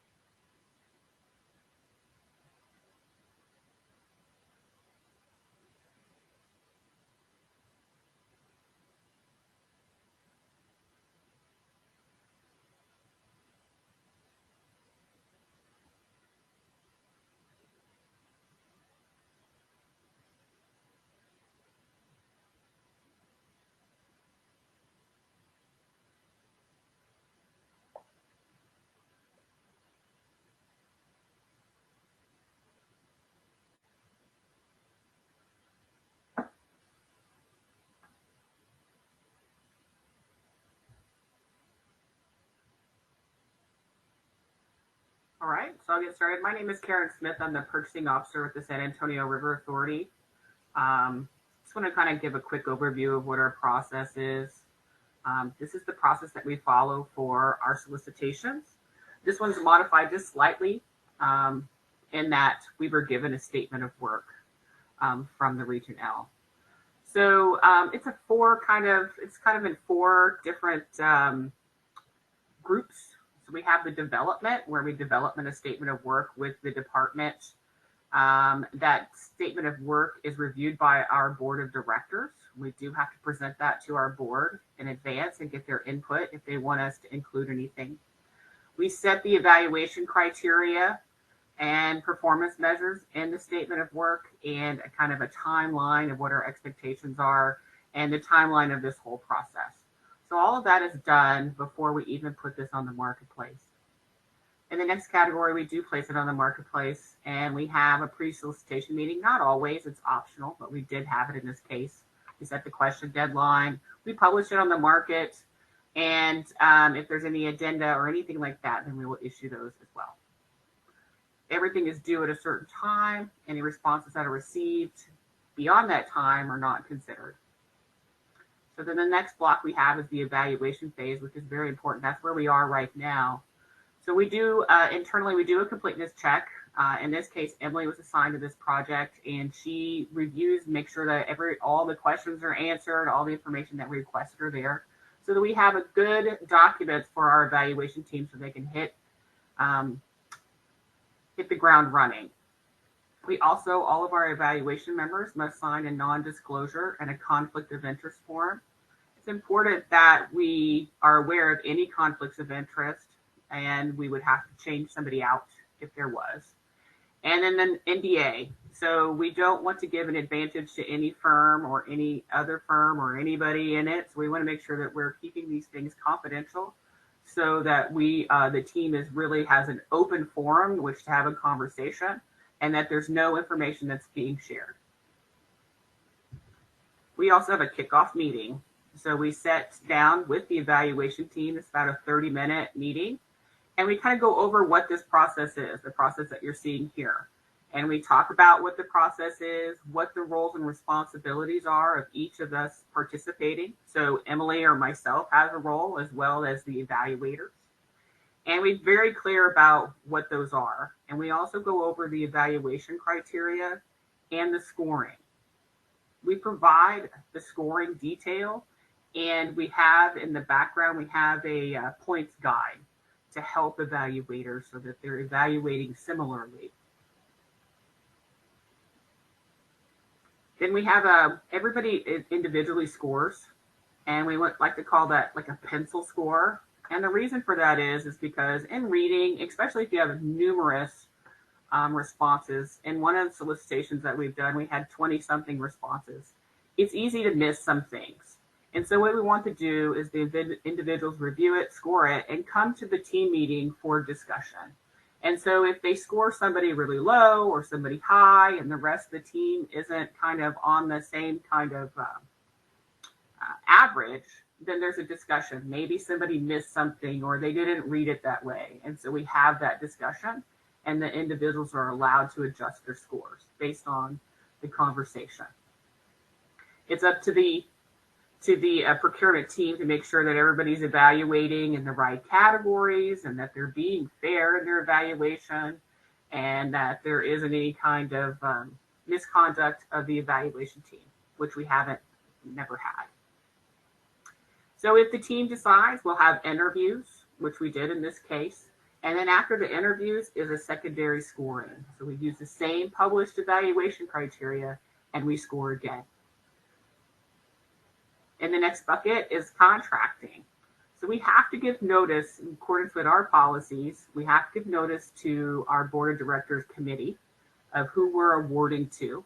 And then at the same time, we're negotiating and setting up the scope and fee and schedule and execute the contract. It all kind of goes on at a similar time. So that's our process overview in a nutshell. Are there any questions about that? Great. Yes, we have a question. Just a moment. I did have one question specifically in relation to processes as to how it worked in this particular evaluation.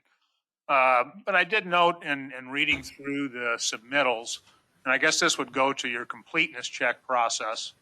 There was a question, and it's a pretty generic question. I think we see in most procurement processes related to past or current lawsuits and issues that may exist because of those. And I think in reviewing the packages from these two submittals and proponents, it appeared that in one case there was a fairly specific, delineation of actual suits and who they involved and when, and the other was a much more generic kind of explanation about, large firms with many contracts, do encounter legal issues.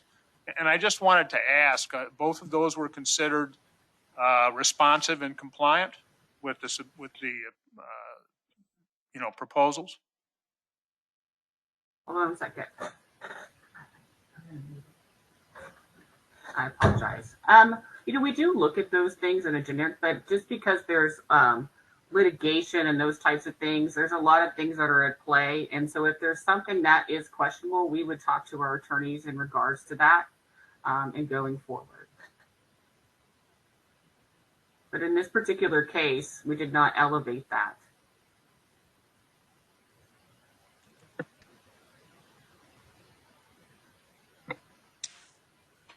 Is there any additional questions or discussion about the procurement process presentation?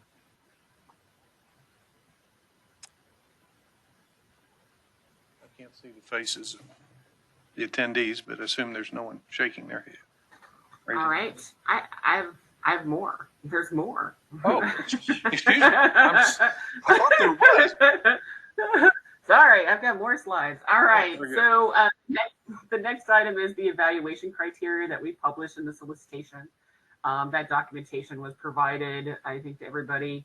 And so we want to be very clear on how we're scoring it. And in this particular case, we use not only the documents that the proposers have supplied, but we ask a lot of questions. We like to ask very pointed questions that we know are important to our evaluators to help them in the evaluation. So that was in attachment A, where the litigation question was. There's a supplemental questionnaire with very specific questions to help us. So these are the evaluation criteria that was published and how they were evaluated and scored. And then the next slide is the timeline that we had for this solicitation.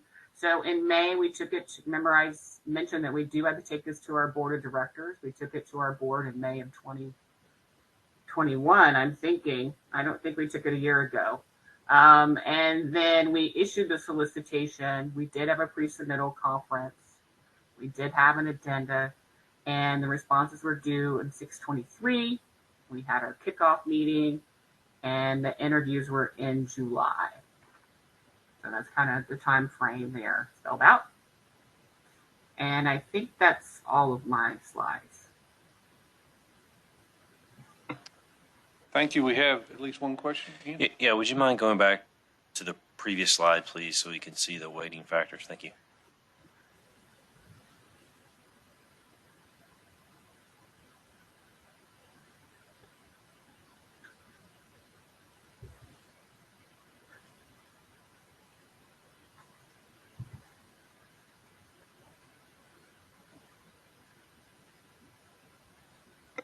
Thank you for that.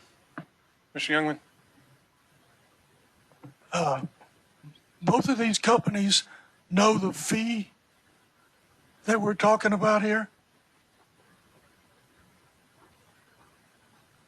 Can I make a comment? When we're selecting a professional service, the Texas Professional Services Procurement Act requires you to select based on qualification first and then negotiate a fee. Thank you. That answers the question.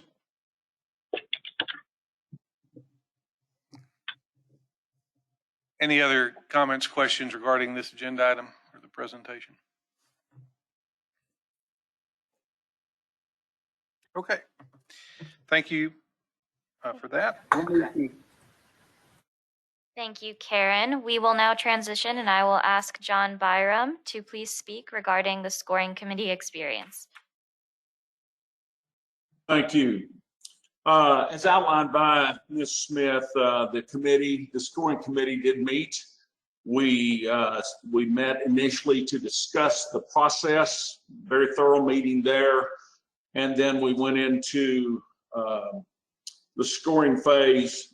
We met to discuss that scoring phase, evaluate and discuss the individual scores, and on the initial responses to the RFQ, we found those scores to be very, very close at the end and decided to go to an interview. As you well know, the interviews were conducted virtually online, much the same way as I appear before you today. The results you see here are the results of that interview process. Again, it's a very, very close score. There are the comments that the team agreed to on the bottom, and then if you would transition to the next slide.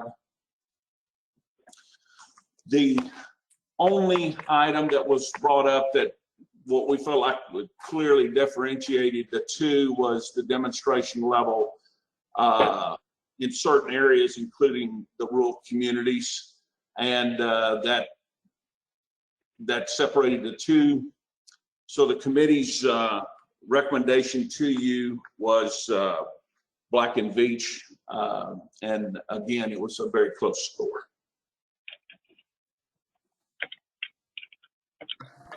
Thank you, Mr. Byram. Are there any comments or questions from the planning group members? Ian? Yes, sure. Would you mind going back to that last slide just so you can talk us through, because I agree.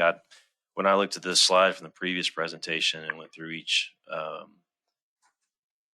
criterion, it seemed real close to me. Where did Black and Veatch have the edge numerically on this evaluation?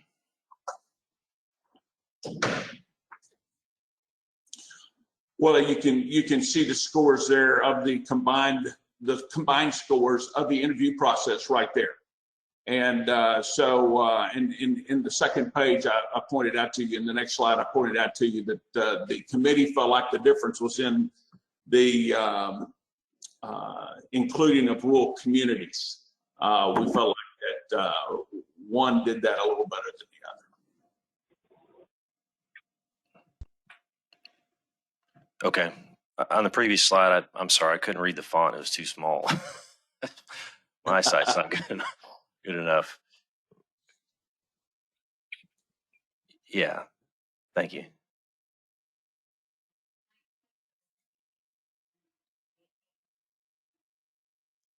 Okay. The last one's covered.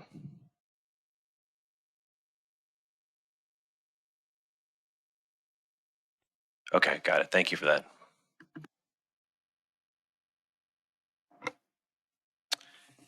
Other comments or questions?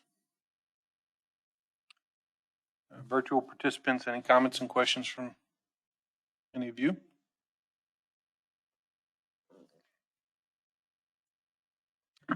I'm sorry. Go ahead. Mr. Taylor first. Sorry about that. When I was hearing the presentations, everything was so close. And the one thing that stood out to me that I took note of, and that's why I asked if we could take a closer look at how it was weighted. The one thing I took note of was how the plumber team had experience in all but 4 regions in the state.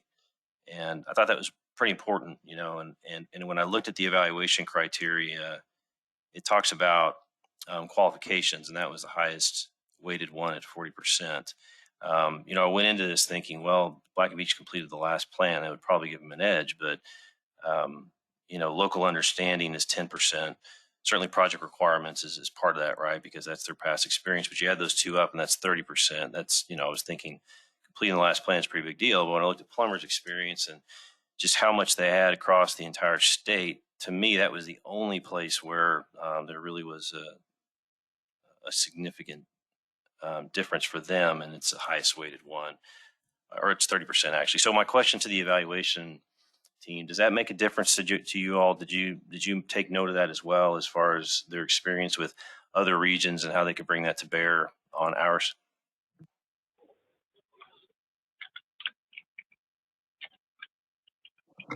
Is there anyone from the selection committee? I sat on that selection committee. I think one of the concerns I had right off the bat, which was brought up, was the ability to dedicate themselves to Region L. They are all over the place. Plumber, they've got a lot of experience, but the time dedicated to this group, and what I perceived at the time, and still perceive at this time, is that we'll get more time dedicated to us by Black and Beach. You know, the fact that they do have experience, they are consistent. We need something. When I went through this process, I was trying to figure out the consistency level in which we need to move through this process because there are a lot of unknowns. Obviously, you know, if I may digress here, you know, some of the staff of Sarah have left, some of the key players. And so my point was, how do we keep this consistent? And how do we keep the consultant that can dedicate most time to us? And I felt it was Black and Beach that could do that because of, again, of the enormous, you know, places that Plummer was doing. And to me, that felt as a hindrance. Thank you, Mr. Ramos. Any other comments? I'll get to the next question. Any other comments addressing Mr. Taylor's question? This is Erin Cavazos. I was on the selection committee. May I Hello, speak? Aaron. Yes. As far as the question about the qualifications and past performance with the higher weighting, we did look at whether they had experience in the regional planning groups, and we brought that up in a question for the interviews to have them elaborate more, and we felt like both teams demonstrated that experience. What really stood out as a difference for us, speaking for myself particularly, was the identification of local issues and the fact that the Black and Beach team identified the specific gaps in the previous plan, and they were very clear in how they would address those gaps. And the Plummer team seemed to highlight things that are issues in all of the plans across the state. Thank you, Aaron. Any other comments to address Mr. Taylor's question? Yes. Mr. Chairman, Yes, this is Weldon Riggs. I don't know if y'all can hear me. we can hear you. Okay, I appreciate Adam Yablonsky's comments earlier regarding the agriculture, as I also represent Region L agriculture area. One of the things that I noticed on the graph there was that local understanding, it seemed that Plummer was just 0.2 of a point higher than what Black and Veatch was, which local understanding I think is important. And then also in their presentation, they showed in the rural areas some of the various projects that they had worked on regarding agriculture, and that's one thing I appreciated and I noticed. So what does the team think about that? Thank you. Any response to Mr. Riggs' question? Well, I guess my response is we're under an NDA, a do not disclose. Are we able to discuss this? Well, yes. Okay. All right. There was some disagreement there, and this was kicked around a whole lot. You know, being in a rural area myself, I was cognizant of that, and you know, as committees are, everybody's got an opinion. You know, but it was kicked around quite a bit. I think the bottom line was that we felt like both teams are capable. It was very close in both the scoring of the initial proposals and the interview portion. And you know, bottom line, this is what the committee felt was the right way to go. okay, any other comments? Mr. Youngman, you had a question, I believe. I can appreciate what Humberto was talking about a few minutes ago, but one thing I'd add is when Plummer's not working on Region L, it appears they're working on other regions for the Texas Water Board, different regions. So it seems to me like they're getting good experience just doing that. So I would give them points for that. Thank you, Mr. Youngman. Okay. Is there any additional discussion to be taken up under agenda item 8, scoring committee report? Okay. We're 2 hours into the meeting. Would the group prefer to take a 5-minute break before we reconvene and take up the next agenda item, or would you prefer to continue through? Any preference? I need a break, sir. There we go. That calls it. We'll take a 5-minute break, reconvene. Item 36. Thanks, Chairman.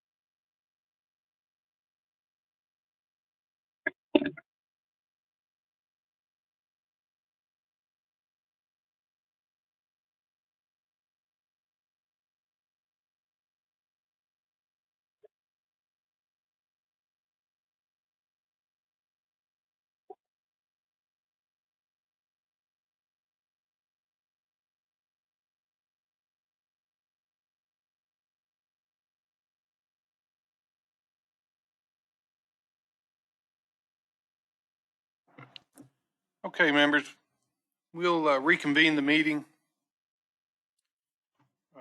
Kendall, can you confirm we have what appears to be a quorum? No need for a roll call, but just. We do have a quorum, sir. Okay. Okay, we'll move to agenda item 9, discussion and appropriate action regarding a motion recommending the San Antonio River Authority initiate contracting with one of the respondent firms for the position of regional technical consultant.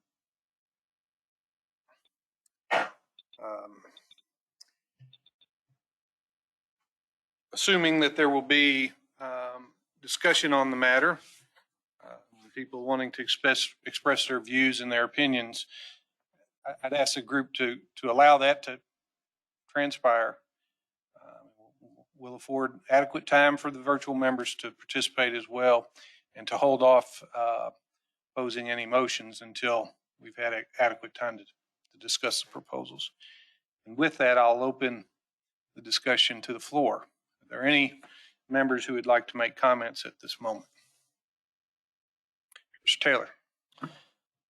First of all, thanks to everybody who went through this. We have a whole separate additional meeting here, and I appreciate the time and preparation that went into it. What I'd say that I learned today is that I have faith in the San Antonio River Authority's procurement process. I have faith in the selection team and the process they went about doing their work. I heard from both firms, and they're both highly qualified, I think. Great group of professionals there. And I didn't hear anything today that made me think differently than what the committee recommended. And so I'm in favor of going forward with what the recommendation was. Thank you. Other comments, Mr. Bryant? Any other comments? Mr. Young? I have a question. Are you taking questions out from the virtual world? Yes, would love to. Okay. So I read through both of the statements of qualifications and noticed that both consultants had Intera as their groundwater sub consultant or part of the team. And I was just curious if that had come up in discussions in previous meetings, and if that's normal for them to both be utilizing the same team.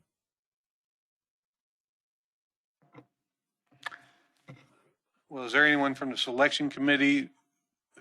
I'll give them the opportunity to speak to it first, if that's acceptable. Any comments regarding Intera serving as a subcontractor to both respondents? We do see that quite often when we see proposals being submitted, that some of the teams do have some of the same key players. Okay, thank you. So not an unusual circumstance in this sort of arrangement.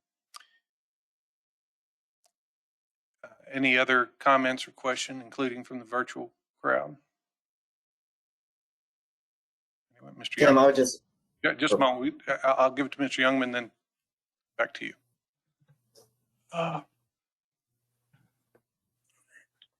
In trying to evaluate these two companies, well, in trying to evaluate Black and Veatch, it seems like we would take into consideration the job they did in the past 5 years. I hadn't heard anybody talk about that. And I think there were some deficiencies there. So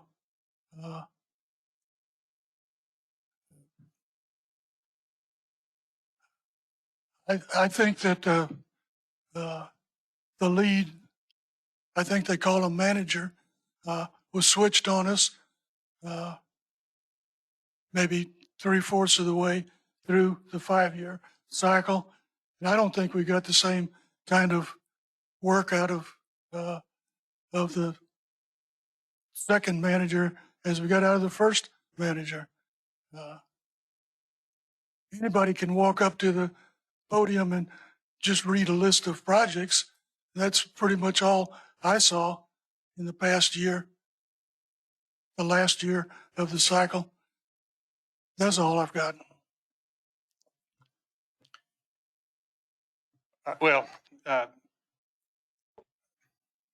To add to that discussion, I would simply say I disagree. I would think, while it is difficult to have transition, occur with key members of any sort of extended long-term project,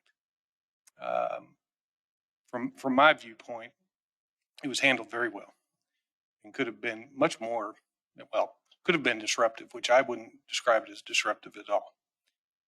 So that would be my comment. Any other comments regarding? Yes, Mr. Taggart. And I'd concur with what Mr. Taylor said in relation to, you know, both of these firms, I think, have put forward, you know, compelling reasons they should be selected. I think both of them are very capable.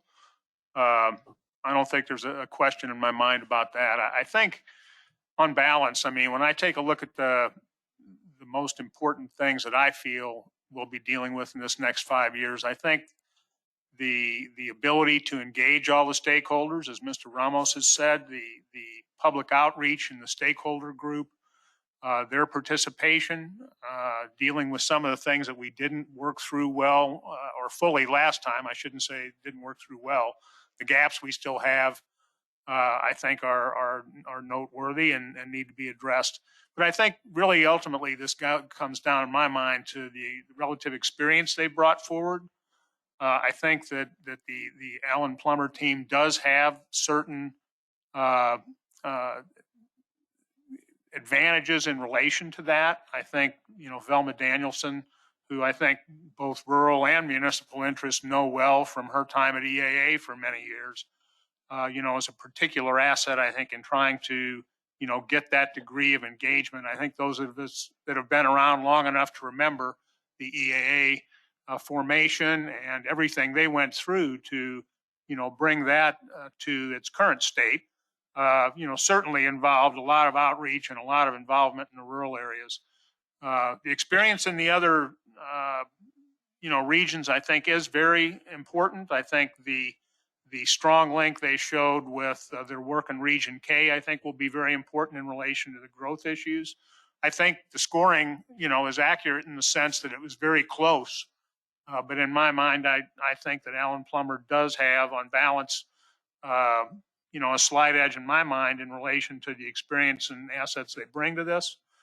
And, you know, I think also their focus on resilience is, you know, resonated with me, certainly, having, you know, gone through some of the travails with our freeze this past winter, and a reminder to all of us that the world isn't quite as stable as we thought it was in certain ways.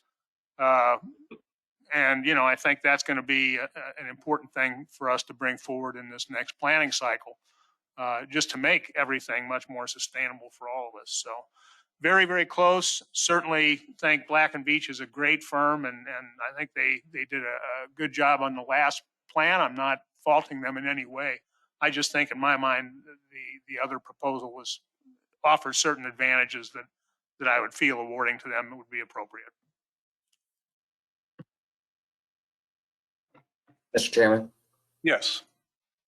If I could, just a couple observations and comments from my perspective. Again, thanks to Sarah and both firms for engaging in this process and engaging in this additional process. You know, again, I hate COVID and I hate this new hybrid world, but here we are, and I feel like sometimes when we're not all together, we lose a sense of the room and the context and the engagement from everybody.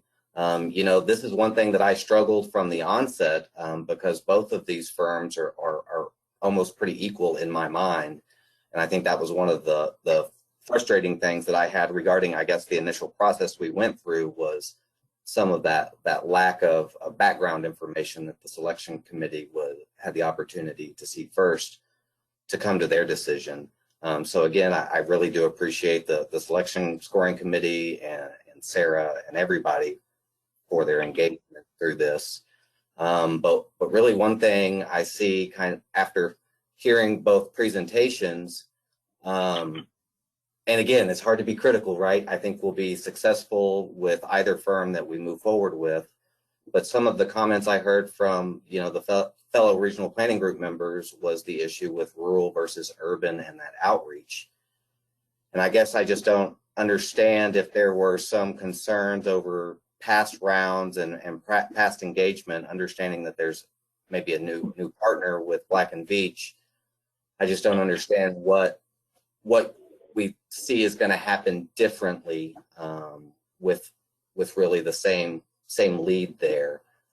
And then also with some of the issues that were brought up, you know, I think Region L is a leader and should stay a leader in regional water planning, but some of the issues regarding climate variability, firm yield, and changes to storage, I think that really needs to be led by our state agencies and our state regulatory agencies, that being either first the legislature or TCEQ, before we really start messing with some of the data that is the foundation blocks for the water management strategies that we're charged with developing over these next 5 decades. And so I think additional comments I heard today was, again, the focus on the I-35 corridor and then that interplay with Region K in Travis County and the Colorado Basin. And so, you know, similar to Mr. Taggart's comments, I think that may be an advantage of having the plumber team, because we do struggle with our interregional liaisons and some of that communication. So I think having the consultant intimately engaged with the other regions will enhance our abilities on those frontiers, if you will, where we come together and figure out the water management strategies there. So again, I guess on balance, I may be leaning more towards the plumber team as well, a fresh perspective, a good statewide scope, and maybe a new approach to communications, both in this hybrid world and once we all are back together, engaging all of the different stakeholders unique to Region L to ensure they have the opportunity to participate if they so choose. Thanks. Thank you. Any other comments from planning group members?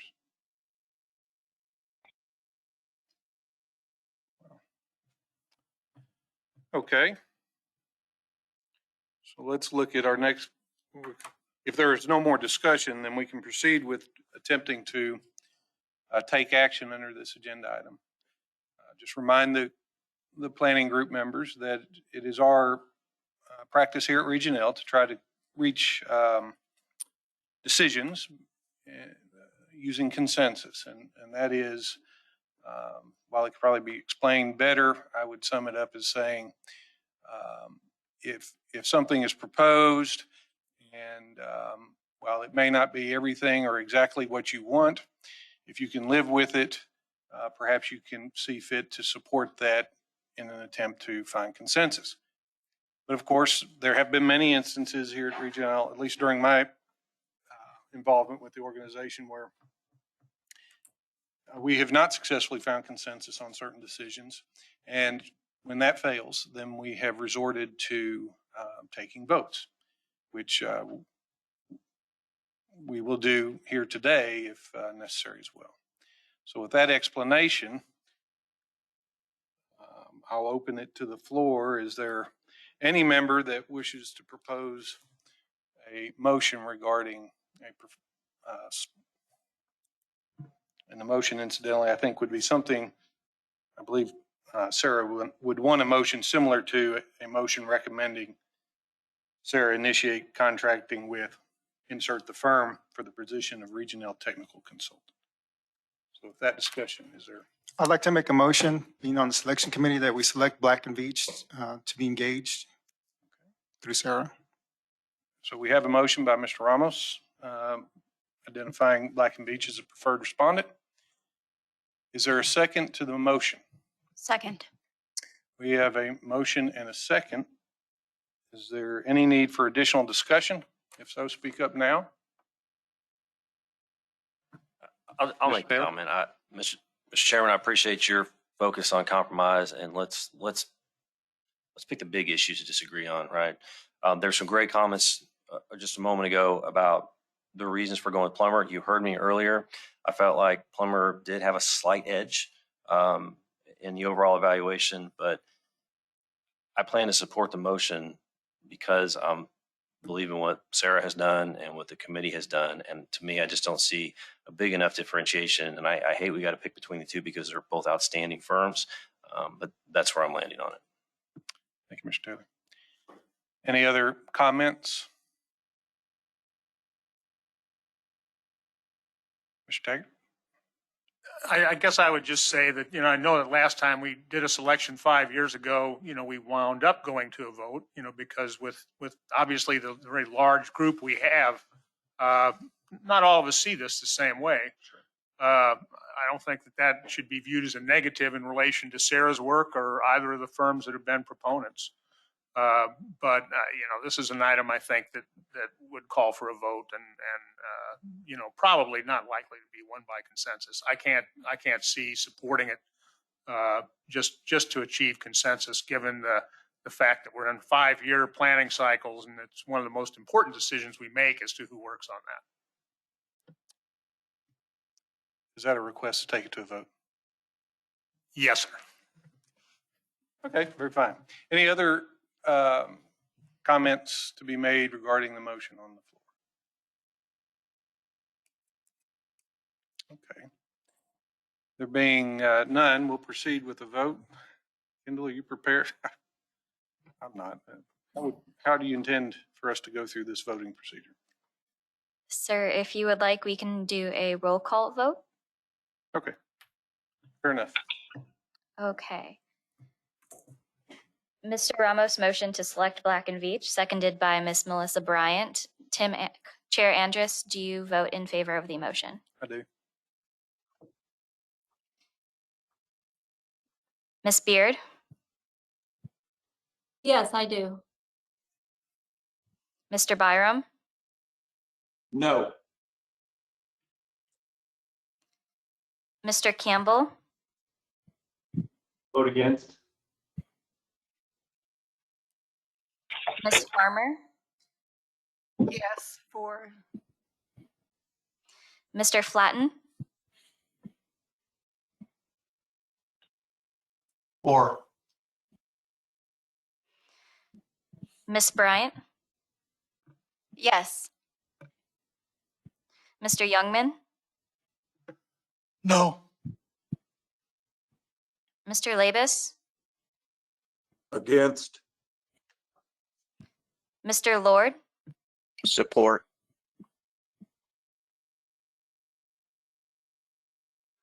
Mr. Meyer?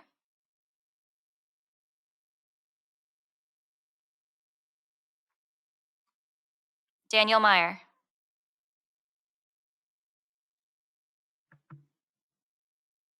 Okay. Mr. Middleton? Against. Mr. Siebert? Support the motion. Ms. Puig-Williams? I support. Mr. Ramos? Support. Mr. Riggs? Against. Mr. Ruiz? For. Mr. Simmons? Or. Mr. Stinson? Against. Ms. Sumter? Against. Mr. Taggart? Against. Mr. Taylor? I vote in favor. Thank you. Mr. Yablonsky? Support. One moment.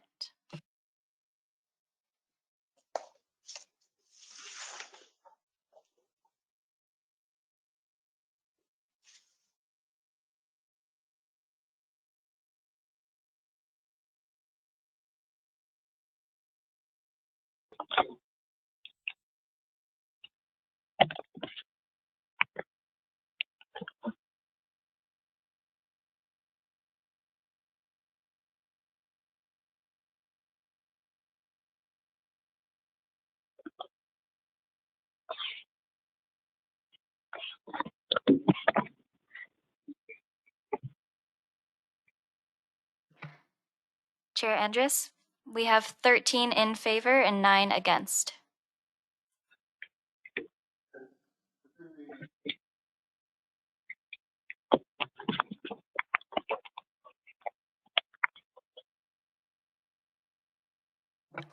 I believe that this matter requires a simple majority.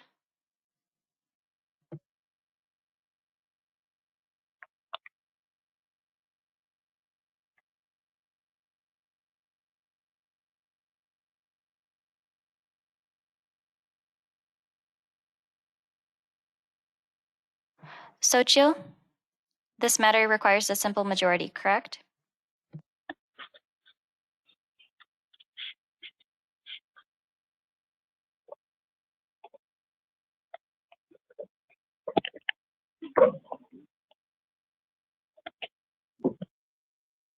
Sochil?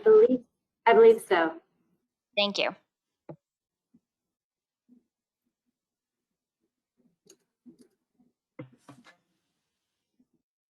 Okay, so this being an action that the planning group can undertake and pass the motion with a simple majority has been achieved. The motion passes, and Sarah is asked to initiate the contracting with Black & Veatch.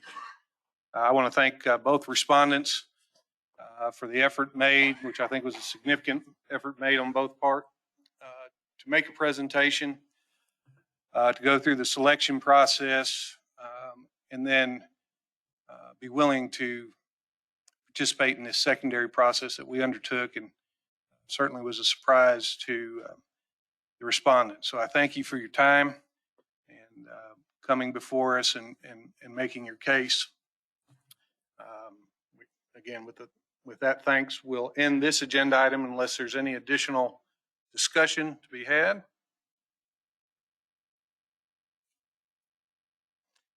There being none, we'll move to agenda item 10, public comment.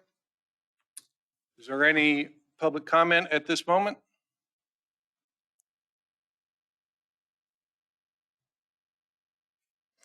Okay, there being no public comment, and item 11, we're adjourned, gentlemen and ladies. Thank you, everyone, for coming and participating. Appreciate your time. Thank you. Yeah, I agree. It's a better meeting for sure.